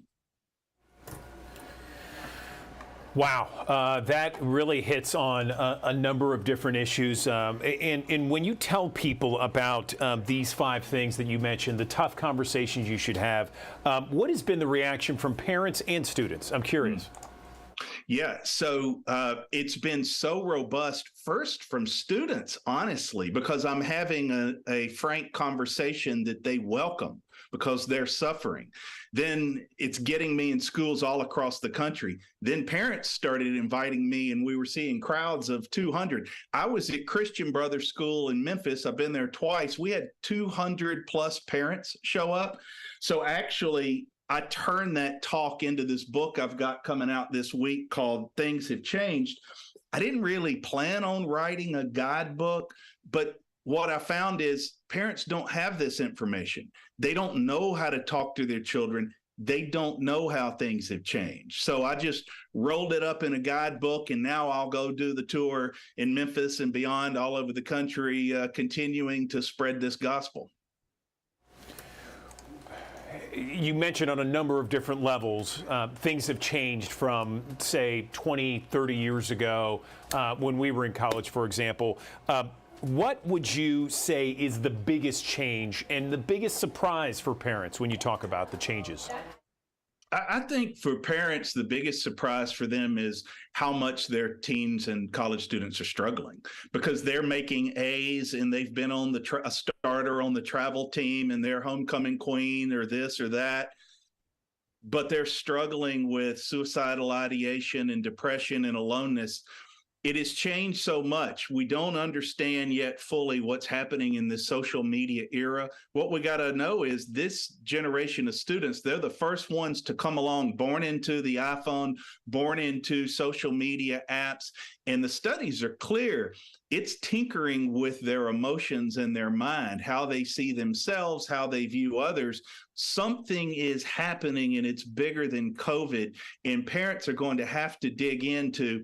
What I say is you got to start having open-ended conversations with your teens. You got to quit telling them how they should feel and what they should do. And you have to ask them, how do you feel? This is a very interesting conversation and something that needs to be had, certainly. I mean, mental health is something that we constantly talk about for young adults and for teens out there. I mean, it is paramount. You're absolutely right. And certainly screen time and phones and computers are contributing to some of the problems out there. Anything else you want to mention that you haven't touched on, David, that you feel is important with this conversation? I'd say to parents, you do what I did, which is take a look in the mirror yourself. And I don't say that in a judgmental way. When I looked at myself in the mirror, when I thought my children were struggling, I realized that I had picked up and adapted new habits. And when I addressed those habits, my children responded in accord. Unfortunately, we lost William, but my other two children now are years successful in recovery. And I needed to look in the mirror. I wanted my children to look up to me as a role model. Well, I achieved that. They did. And what I learned is they were watching my every behavior, cracking a drink open at 5 every night, self-medicating myself, you know. And what I would say to parents is, look, I mean, this life is short. You want the best out of it yourself. It never hurts to do that checkup, that self-assessment. Every moment is a new beginning, and that better is just waiting for that first step in that direction. And you know, not only the William McGee Institute for Student Wellbeing is on the Ole Miss campus, but I believe most colleges, if not all of them, have some sort of wellness center where students can go if they need that help. It's so important that the parents and the student know that there always is a place that can offer help and assistance in this crazy time where things, as you say, things have changed a lot. David McGee, I really appreciate this conversation. It's so valuable. It's so important to the thousands of people that join us on the digital desk here. Thanks very much. God bless you and your family. I know it's tough to talk about these things, but I know you're helping people at the same time. So thank you. Thank you so much. I appreciate you guys helping us spread the message, and thanks for the work you do. Okay, appreciate it. Thanks again. Let's talk about an overnight summer camp, because that really helps a lot of people out there. It's almost a rite of passage for many kids, but it's also something that kids with special needs or disabilities should have as well. Roughly 40,000 in the Memphis area alone might never get the opportunity to enjoy, but that's where this morning's 5-star story subject comes in. Kim Clark has more. Just north of Millington, on a gravel road surrounded by trees, sits Camp Conquest. According to founder and CEO Mark Price, there are less than 24 camps like it in the entire U.S. There are over 11,000 camps across the country, and of those 11,000 camps, about 10% say they serve special needs and disabilities. But of those 1,100 or so camps, 95% of them, the campers have to be able to bathe themselves, dress themselves, and feed themselves. We don't do that. We throw all that out the window. Our age limit is 8 years or older. Our oldest camper is 63. So we have campers that are very high-functioning autism, all the way to, and we have campers that are nonverbal in an electric wheelchair with a feeding tube or in a trach. Starting in June, the special needs nonprofit holds weekly sleepaway camps, Monday through Saturday. But so many of these campers have never spent the night away from home. And just like any other summer camp, there are plenty of activities like horseback riding, canoeing, zooming across a lake on a 600-foot zip line, 1, 2, 3, let go. as well as archery, arts and crafts, and more. I love fishing. I just caught 3 fish just a few minutes ago. We don't have activities that are only limited to certain campers. All of our activities are designed so that everybody can participate in that. Price got the idea for the camp following a meeting with the family of an autistic child. And mom and dad both worked, so they struggled to find a caretaker in the summertime to take care of him. And I just thought, after meeting this family, what would it look like to have a place in the summer for him to go and have fun and other kids like him. That was 2010, and although he had drawn up a map of what he hoped Camp Conquest would look like, Price, an insurance broker by trade, needed help putting that plan into action. So I started calling camps around the country that served this population. And there was a camp in Missouri that, after several discussions, they offered to bring a leadership team to Memphis to help us get started. In 2012, Camp Conquest opened on rented property initially, but soon the wait list outgrew the number of campers. In 2018, we had 72 campers on a waiting list. After purchasing this 78-acre property in 2019, Camp Conquest is now able to offer 6 different weekly camps from early June through late July. Now the biggest challenge is getting enough volunteer missionary counselors. Because for every camper that comes to camp, they're paired up with a counselor for that week. So the campers are sleep on the bottom bunks, counselors are on the top bunks. And so those counselors get up in the morning, get them dressed, they get them bathed. But the icing on the cake is seeing these volunteers that come from all over the country. 82% of our volunteers come from within an hour's drive of Memphis. The other 18%, this summer alone, Pennsylvania, Maryland, Michigan, Iowa, Ohio, Colorado, all over the country.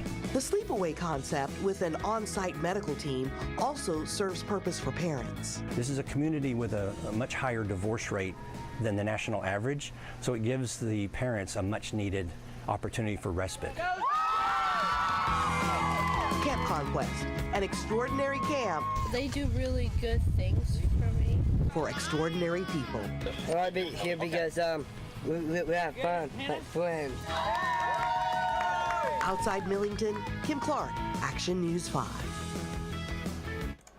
All right, check out the latest cover of the Memphis Flyer here, and this is on newsstands right now. Memphis women at the forefront of a rap revival. And then in big red letters, it says Rap Renaissance. All right, there's an article there. Again, it's on memphisflyer.com and on newsstands right now. Let's talk to the author of that article. Kaylin Johnson joining us on the Action News 5 digital desk. Welcome back, Kaylin. Tell me about your article, and I'm very fascinated by it. Is it one of those things where people saw, particularly women, saw the incredible success of Glorilla, and they thought, hey, wait a second, there might be a market here. I think I can do it. And there's just more and more women going into the rap industry in Memphis and the Mid-South. Take me through it.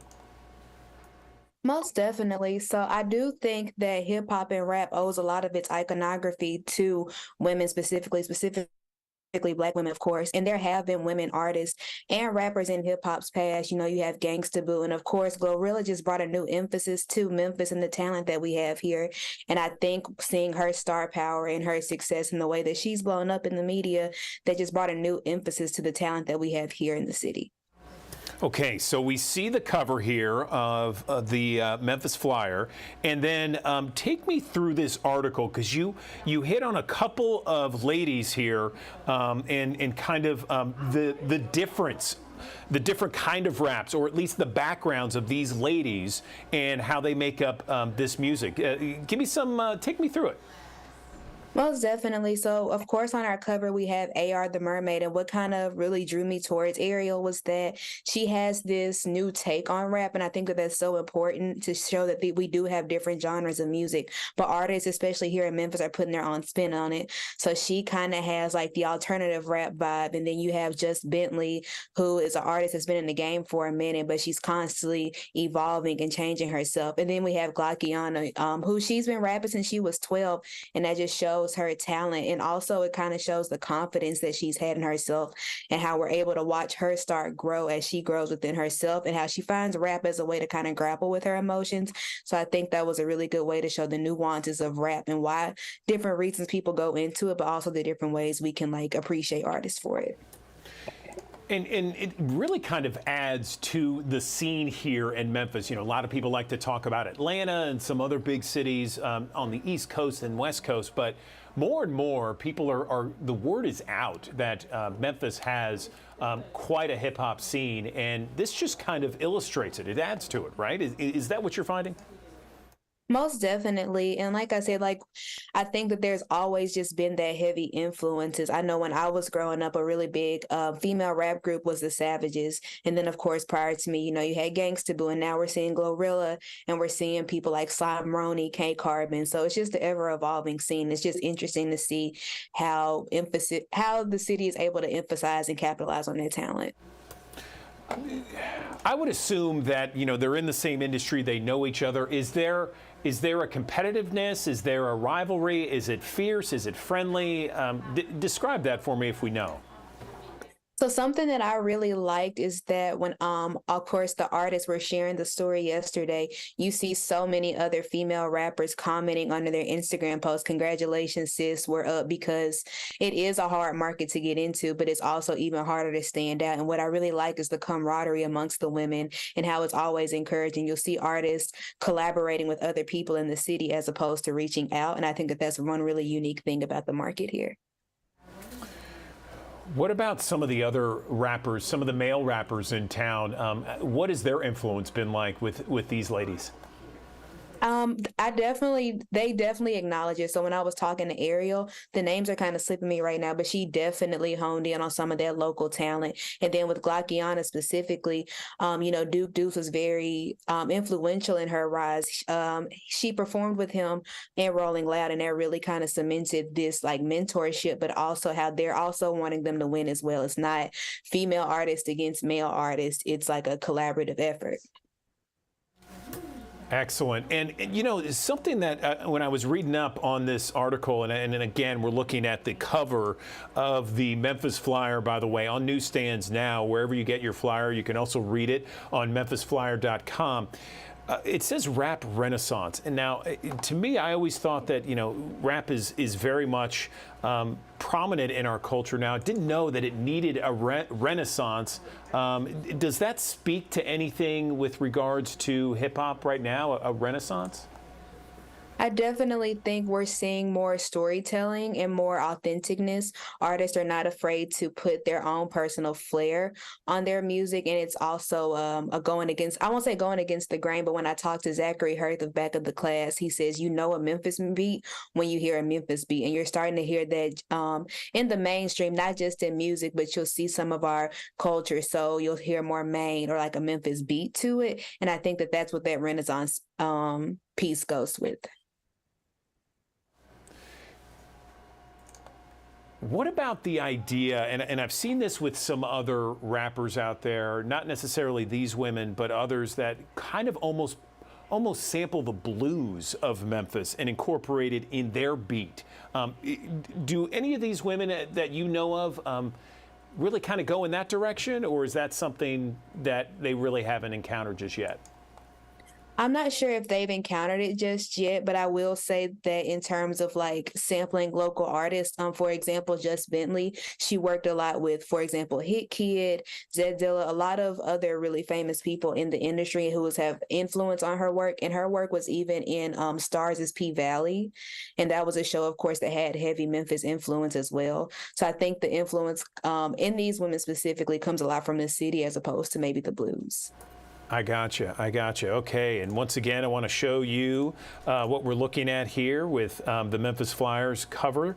Memphis women at the forefront of a rap revival there, memphisflyer.com. Caitlin Johnson, really appreciate you coming back on the digital desk and explaining your story, and I'm looking forward to reading it. Thanks very much. Thank you. All right, good morning, everyone. It is back to school season. There's already some school districts across the Mid-South that already have classes begin. It's always an important time, though, when you're going back to school to get checkups for your kids, make sure they're in great health. And one of the things you need to always check up on is vision. Vision is so important going into the school year. I think I don't have to say why. It's pretty obvious. If your child can't see or if there's an issue with vision, that could really lead to some problems when it comes to learning. So joining us now to talk about eye exams and what to do for your children, we have Dr. Ronald Benner. He is the president of the American Optometric Association. Dr. Benner, good morning. Can you discuss the impact of eye health on childhood development and learning? Absolutely. The American Optometric Association believes that eye health and vision disorders can greatly affect a child's classroom success. Children, unfortunately, don't always know how to express that something's wrong, but we know that undetected vision problems can affect their academic performance, can lower self-esteem, athletic engagement, and even social interactions. And a lot of those problems will manifest all the way into adulthood, affecting education levels, employment opportunities, and again, social interactions. So we encourage parents to get their child into their local doctor of optometry for an in-person comprehensive exams to help their children succeed. What about the rise of screen time? I know that's had a detrimental effect on some of the vision out there for children. Tell me more. Well, the rise of digital devices has greatly increased. It's estimated between 6 to 9 hours a day children spend on those digital devices. That creates a lot of fatigue and stress on their eyes.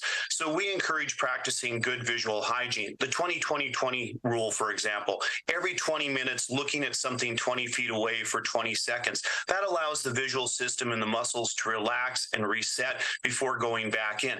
We're never going to be able to avoid those devices completely, but parents should also encourage their children to sometimes put the devices down and simply get outdoors. Recent studies have shown that 2+ hours a day of outdoor activity can reduce the incidence of myopia in children. How often should children get eye exams, and is there an age where maybe they should do it more often or less often? Preschool children should be seen between the ages of 3 and 5 at least once before they enter school. Once children enter the school age years, they should be seen on an annual basis. Young people, their visual systems change dramatically, and we don't want any vision disorders affecting their visual system or their success in the classroom. We know that the schools do screenings, and those visual screenings will pick up distance acuity problems only, but that's only about 4% of what a comprehensive eye exam will do. So getting your child in for an annual comprehensive in-person exam is very important. We not only test for binocularity problems, focusing problems, teaming problems, functionality of the eyes, all those activities that children do in the process of learning, but we're also looking for diseases. And we know that early intervention and treatment of diseases is really important to children. Doctors of optometry can find up to 270 different diseases affecting a child's health. What are some of the most common problems that doctors find in vision exams like the ones you're describing? You know, simple refractive errors, nearsightedness, farsightedness, astigmatism, all of those will affect a child's visual acuity and their performance. But we're also looking for that teaming of the eyeballs, the ability to use both eyes together and to see things binocular, watching for the eye movements, the tracking, basically the functionality. It's not just vision, it's how the visual system functions. So we're looking for all of those that would affect reading performance, whether it's on books, paper, or digital devices. You know, it's interesting, and it makes sense that, you know, kids should have an eye exam, especially before they go to school. Anything else you want to mention before we let you go with regards to this? This is a very important issue back to school time. Yeah, we would encourage parents to help their children succeed during school. So if you would go to AOA's doctor locator at aoa.org/IDeserveMore, we can certainly find a local doctor of optometry close to you and help your child succeed for the upcoming 23-24 school year. Okay, Dr. Ronald Benner, we appreciate your time and your insight here. Thanks very much.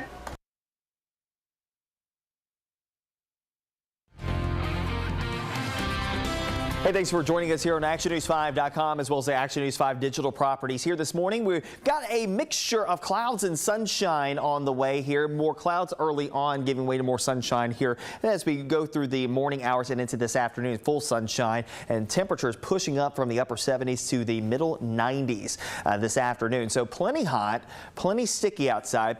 It could be worse on the humidity side of things, but still, needless to say, you're going to notice that heat really starting to get you here in the next few days across the Mid-South. So here's a look at Futurecast showing those showers exiting down to the south and also the clouds going along with it as well. Temperatures back into the low 90s. This is lunchtime temperatures, so that will operate more like about 100 degrees and feeling like 105 when you factor in the humidity levels as we get closer to 3 and 4 o'clock this afternoon.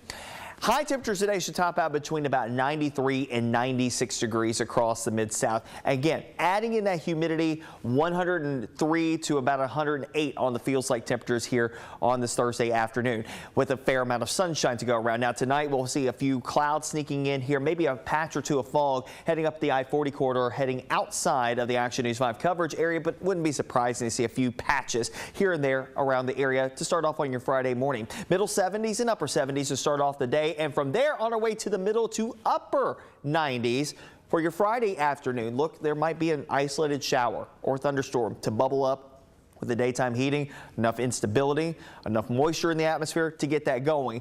But because we're underneath this big ridge of high pressure, it will suppress a lot of these showers and thunderstorms here in the next couple of days.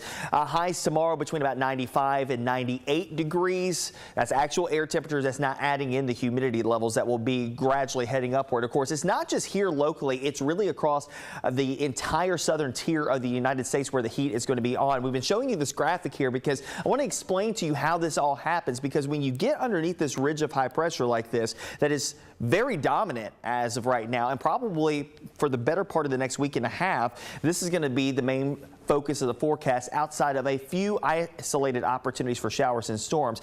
What happens is that the air comes together at the top end of the area of high pressure. So it converges at the top, it then sinks down towards the ground, and then it diverges at the bottom, at the surface. So that divergence, that will help to spread out the winds, and that sinking air also compresses as it hits the surface of the earth. When that happens, it warms up. That's a warming process. Compressing air warms up efficiently. So that's why you see temperatures are going to be well above the averages across this same area that's underneath that red zone. Now, again, this is just a generalized view here, but you do see that even outside of that, you've got temperatures 100. Sioux Falls, South Dakota. Okay, 93 Bismarck, North Dakota, 91 Colorado Springs, 115 in Phoenix, Arizona. I think that they are well on their way to a month's worth of above 110 degree high temperatures over there in Phoenix, Arizona. 100 in Lubbock, Texas, 102 Waco, Texas, Laredo at 106. New Orleans in the middle 90s today. And when you factor in that humidity, it's going to feel a lot hotter as well, probably closer to 110 there. Feels closer to the same idea down in Sarasota. They've had some very excessive heat down in South Florida the last couple of weeks. Here in Memphis, we'll go 95, 99 in Richmond, Virginia as well. And of course, when we circle back to the Mid-South, 95 operates closer to 105 this afternoon. 97s the next couple of days will operate more between about 105 to 110. So I encourage you to take those extra precautions the next few days to keep you, your family safe. We're getting to that season of the year where folks are heading back to school. School buses are going to be running. Folks are going to be out at football games. Folks are going to be out at football practices, at soccer games, at band practice. These things are going to be going on outside, and you need to be weather aware and attuned to that, and hopefully be used to it, especially if you're going to be outside for prolonged days, prolonged periods of time those days. So again, get ready for that heat. If you have been inside and kind of the hermit the last couple of weeks, as we've gone through the summer months and you're about to go back into those situations where you're going to be outside doing exertion. Be prepared for it. And also just be prepared in general from any weather situation. You can download the Action News 5 First Alert Weather app in the Google Play Store and the Apple App Store. And again, I want to reemphasize something that we've said multiple times when we get into these heat wave situations this summer. Again, being neighborly, being nice, being kind, just being that extra mile to understand somebody else's situation. Because again, not everybody is in the same situation. Just keeping an eye on each other just to make sure that we're all in good shape, because this heat will drain you very quickly. 95 today, 97 through the weekend. I wouldn't be surprised if we dry out completely and maybe the humidity levels click down an extra couple of degrees here through Saturday and Sunday. I wouldn't be surprised if we go closer to 100 on actual air temperatures. And that's not record setter, but it's just downright hot. Now Sunday will be the ending of this batch of heat because the ridge will start to buckle a bit. Now I think through the day we're fine, but after sunset there could be a cluster of thunderstorms that can dive bombs out of the Missouri Boot Heel. We'll see how that plays out, and we'll keep a chance for a couple of showers and storms in the forecast heading into next week. Only isolated hit and miss variety showers and storms that could flare up each and every afternoon. Highs there in the middle 90s, overnights generally in the middle to upper 70s. Right now, I want to get to one of my favorite interviews that we do virtually every week, but we had kind of a delay with Jennifer Chandler because, you know, the storms we talk about, sometimes staff and sometimes people we work with every day, they're victims of these storms. And so what I understand is you lost power after Tuesday. We were supposed to talk on Wednesday. I'm glad to see you got power now and broadband's back, all that good stuff. How's it going? It's going well. It's nice to have AC, even though it's still not completely caught up today. I feel like with all this heat and humidity we've been having. But yes, it was a fun, we'll just say, I think about 36 hours without power. But I'm very grateful it comes on. And I'm hopeful that all of y'all out there that do not have power yet, get it on quickly. Yes, seriously, there's still about 20,000 homes and businesses without power, but hopefully it'll go down even further later today and this weekend. But you have an amazing segment about all these local farmers markets all across the Mid-South. Would love to hear it. Yes. Well, actually, it turns out things happen for a reason because it's Friday, and tomorrow is pretty much the big farmers market day around this area. Now, there are farmers markets that happen all week long, but some of the biggest ones happen on Saturdays. So we're going to start with one of the ones that's one of my favorites that I go to regularly, have for years. It's the largest farmers market in the city of Memphis. It's the Memphis Farmers Market, which is downtown, and it is just got everything from produce to craftsmen to people making kind of like artisan crafts to people that are selling meats and fish, and there's also entertainment. It's dog friendly. It's really a fun market to go to for a Saturday morning, kind of get yourself out of the house. You can pick up some great food and you can have some fun. One of the things about this market, and most of these markets around Memphis, are their producer only markets. And so what that means is the only vendors that are allowed there are the ones that either grow the produce or raise either the cattle or the catfish or the chickens or whatever they're serving, or if they're an artisan that they've made the product they've made. So these are producer only markets, which makes them really good because it supports our local community, because most of these farmers and purveyors that are at these places are within a few hours drive of Memphis. And so it supports our local economy. Plus everything tastes better because it's fresh. It was just picked yesterday, probably. So it will last longer when you bring it home as well. So the Memphis Farmers Market downtown, and that runs every Saturday, pretty much from, I think it's the beginning of April, maybe through October. You might want to check those dates. But it is not a year-round market. We do have a year-round market in Memphis called the Cooper Young Farmers Market. The Cooper Young Community Farmers Market is, I guess, what its technical name is. And it is over in the Cooper Young neighborhood, and it is tucked away behind the First Congo Church that is there in the parking lot. And it is there every Saturday, year round. And again, a producer only market.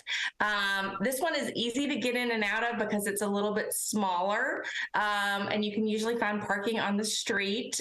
They have some great vendors that are selling, you know, croissants that are homemade.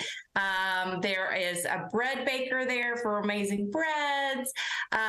Rose Creek Farms is there, and that's one of my favorites that I get a lot of my salad greens from them. If you haven't tried out their produce, you should definitely check it out. Witten Farms is there. Witten Farms is there. A number of farmers that are at both the Cooper Young Farmers Market and at the downtown farmers market. So Witten Farms is from Arkansas, is one of those. This time of year, if you go by there, pick up their Sun Gold cherry tomatoes. They're like little bites of like sweet goodness. They're almost like, my kids used to call them candy tomatoes when they were little, because they were their favorite. I'd buy a bag of them and like half the bag will be gone by the time we got it through the whole farmers market. They loved it so much. Moving on, another one that is on year-round, but just limited hours is, not year-round, sorry, Agri Center Farmers Market. It is a little bit longer season, but it is not year-round. And so that is at the Agri Center, and it's under the big red barn. And as you can see, they have great tomatoes there. They have, all the seasonal produce. And what I love about this market is it's open Monday through Saturday. So you can go any day of the week that you want. You don't have to just plan to make a special trip on a Saturday. Even though I will say Saturday morning going to the farmers market is kind of a ritual that my family does, and it's kind of a tradition that we all love to go together. But if you need to pick up something, Agri Center International, and I will say they also have Paradise Seafood. Now, this is not somebody that is completely local, but they drive down to the Gulf Coast every week, and they bring fresh Gulf Coast seafood back up to Memphis. And their truck is parked at this farmer's market, usually every Wednesday, Thursday, Friday, and Saturday morning. So they do have, if you don't follow them on Facebook or something like that, check it out, because their hours their weeks change. But best seafood you will ever get. It's just like you're at the beach. Next on my list is the Hernando Farmers Market. So this is down in Hernando, Mississippi. And this market has won like big awards. Like, it's been recognized. I don't know the exact award that it's won, but basically it was named, I think, the best farmers market in the state of Mississippi or something along those lines. It was a really big honor for them. And so there are a lot of great, it's a big market. There's a lot going on down there. So if you live in the Mississippi area or you want to try something different, there is a peach purveyor down there that is really, really good. So it's almost worth making the drive just to get some peaches down there from them. And then next on my list is a smaller market, but it's something that's dear to my heart, is the Carpenter Art Garden Market. And it is on Monday afternoons from 3 to 5. And if you're not familiar with Carpenter Art Garden, you should check it out. It's in it's the Binghamton neighborhood, and it is a resource for kids in that neighborhood that they do art projects. It's almost like they go after school, they get tutoring, they can do art projects, and they also have a garden and they sell their produce there. And so not only are you getting something that is delicious for your table, but you're also helping out the community when you shop at Carpenter Art Gardens Farmers Market. Again, it's a small one. They don't have a ton of stuff. It's just what's seasonal. I haven't been this past week, so but I'm guessing they probably have like zucchinis and squash and tomatoes, just the stuff that you could probably grow in your own backyard right now. But again, you're supporting a good cause. And that's just the tip of the iceberg on the farmers markets in Memphis. It's really cool because, I feel like 10, 15 years ago, there weren't many farmers markets here, and there wasn't much going on. It was pretty much just the Memphis Farmers Market downtown, and the Agri Center. And over the years, they have popped up all over the city. There are a lot of neighborhood ones. There's one in Germantown. There's one in Bartlett. There's one in Collierville. There's one in Whitehaven. There's one in South Memphis. Those markets tend to have different days. I think most of those I just mentioned may be always on Thursdays. So there are lots of options for getting local produce. Support your community, and most importantly, it just tastes so good. It's the best thing ever. And I have a full list of all of these markets, the descriptions, the hours, the addresses, now up on commercialappeal.com/food. I love it. I love it, Jennifer. In fact, it's 10 different farmers markets you have posted on commercialappeal.com/food, right? Yes, yeah. As I said, it's pretty amazing. No matter where you live in the city, you can probably find a source that you can find locally grown food. Do you have one that you normally go to? By the chance? The one I've gone downtown to that one. The Agri Center I love. I mean, when I need to get something from the farmer's market, I'll go there. That's a big one. I've been to Paradise Seafood from time to time, but sometimes especially during the pandemic, the hours were all over the place and I couldn't really follow. But I'm glad you mentioned they have a Facebook page. I'm glad to check something out just to kind of see, because you're right. The seafood there is amazing and it is just like going to the beach. So love that. Always love the tips and tricks, and look forward to your report. So commercialappeal.com/food, 10 different farmers markets you gotta check out, courtesy of Jennifer Chandler. Thanks so very much, and I'm glad that you I and your have one family are tip to doing share with you, by the way. Okay. Let's bring a basket, because most of these places is, instead of having the plastic bags and things like that, bring some, even if it's your bags that you have that you go to the supermarket, they're reusable bags. I have a big straw basket I use. Bring your own basket, so it'll be better for the environment when you're shopping at a farmer's market. You're giving us food tips, you're giving us farmers market tips, and you're giving us shopping tips. Jennifer Chandler, Memphian of the Year. Happy Friday. Glad you're with us. Glad the power's back on. Enjoy your weekend. Yep. See you later. The conversation about financial literacy and work readiness, it is a topic we discuss often here at Action News 5, and a lot of times the topic often goes into the idea that students, and when I say students, we're talking students K through 12, oftentimes are not ready, and they don't have that financial literacy that perhaps they should, or the work readiness that perhaps they should. I want to bring in someone to talk a little bit more about this. Lee Mansberg is with Junior Achievement of Memphis in the Mid-South, and she is talking about educational programs for K through 12 students across Memphis in the Mid-South, with an emphasis on financial literacy and work readiness. And Lee, good morning to you. I want to first let our viewers know about what Junior Achievement is. Good morning, and it's so nice to be here, and thank y'all for having me. So Junior Achievement is three-pronged K through 12 program: entrepreneurship, work readiness, and financial literacy. And we work to make sure that we can reach a child every year of their experience, to make sure that you can't just learn it in one fell swoop, as all families know. So we're here to work, and we partner with schools throughout the Mid-South. So with Junior Achievement here, we've been talking a lot about classes set to begin. Some have already begun here across the Mid-South. Tell us about the various programs Junior Achievement have for K through 12 students.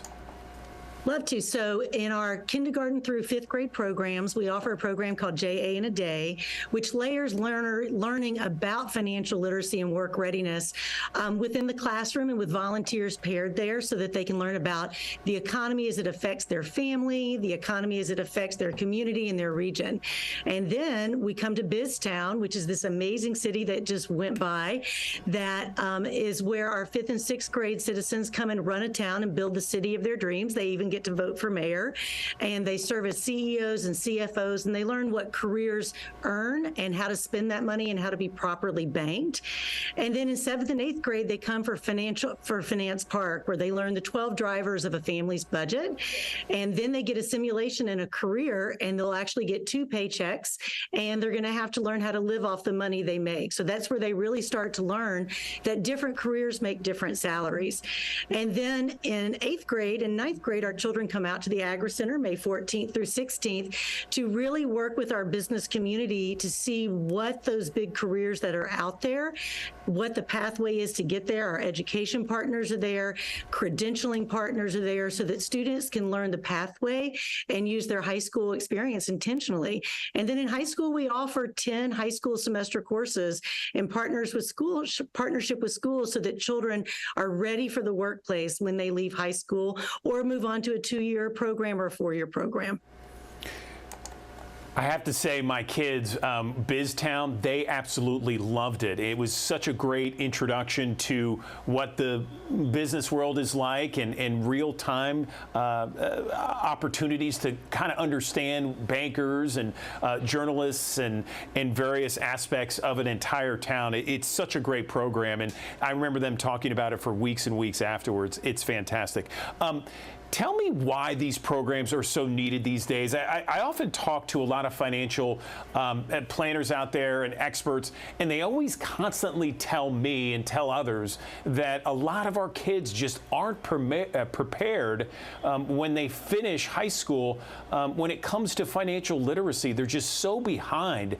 And I would think that that's the primary reason why it's so important to have junior achievement a part of the curriculum, right?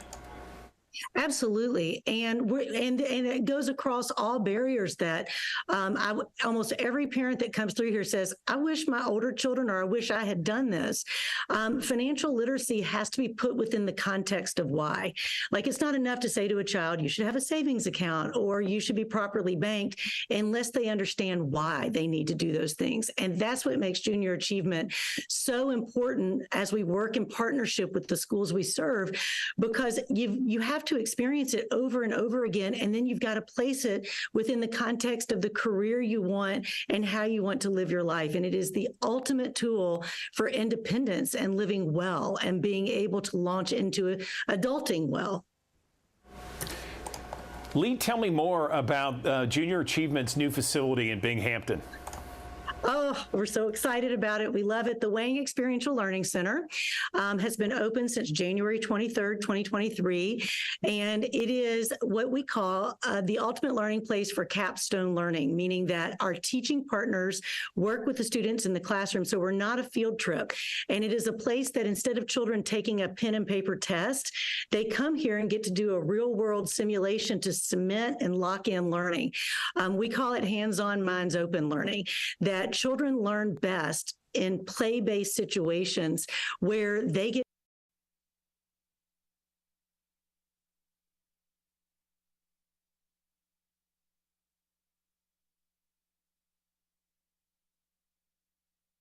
South, literacy, and like the Latino Memphis Chamber of Commerce will be here today.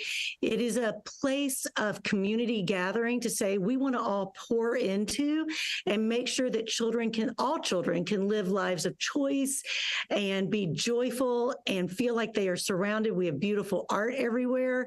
Like I purposely wanted to be in this room for everybody today because entrepreneurship is encouraged. The fastest way to reach generational wealth is through entrepreneurship. So we're really, an Epicenter helped us create this magical space. And so it's really a place for us to be able to model the future for the children in every square foot. Can you talk about some of the results that you're seeing when children are a part of the Junior Achievement programs? Absolutely. So we know that 7 out of 10 children, once they've been a part of our programs, are aware of careers that they never knew that they could have, that they understand the pathway on how to achieve those careers. We work closely with educators as well. Some of the harder data we get in our programs is we have a hope challenge in our community. While 7 out of 10 children will find a career that they never knew that they wanted to have, they will, only 4 out of those 10 children believe that they'll get that career in Memphis. So we need everybody pouring in all of their assets, all of their talents, and making sure that our children believe the future is available to them. Because if they don't believe it's available, they're going to make other choices. And it's so critically important that everybody sees themselves as part of that conversation. Lee, this has been interesting. It really has been.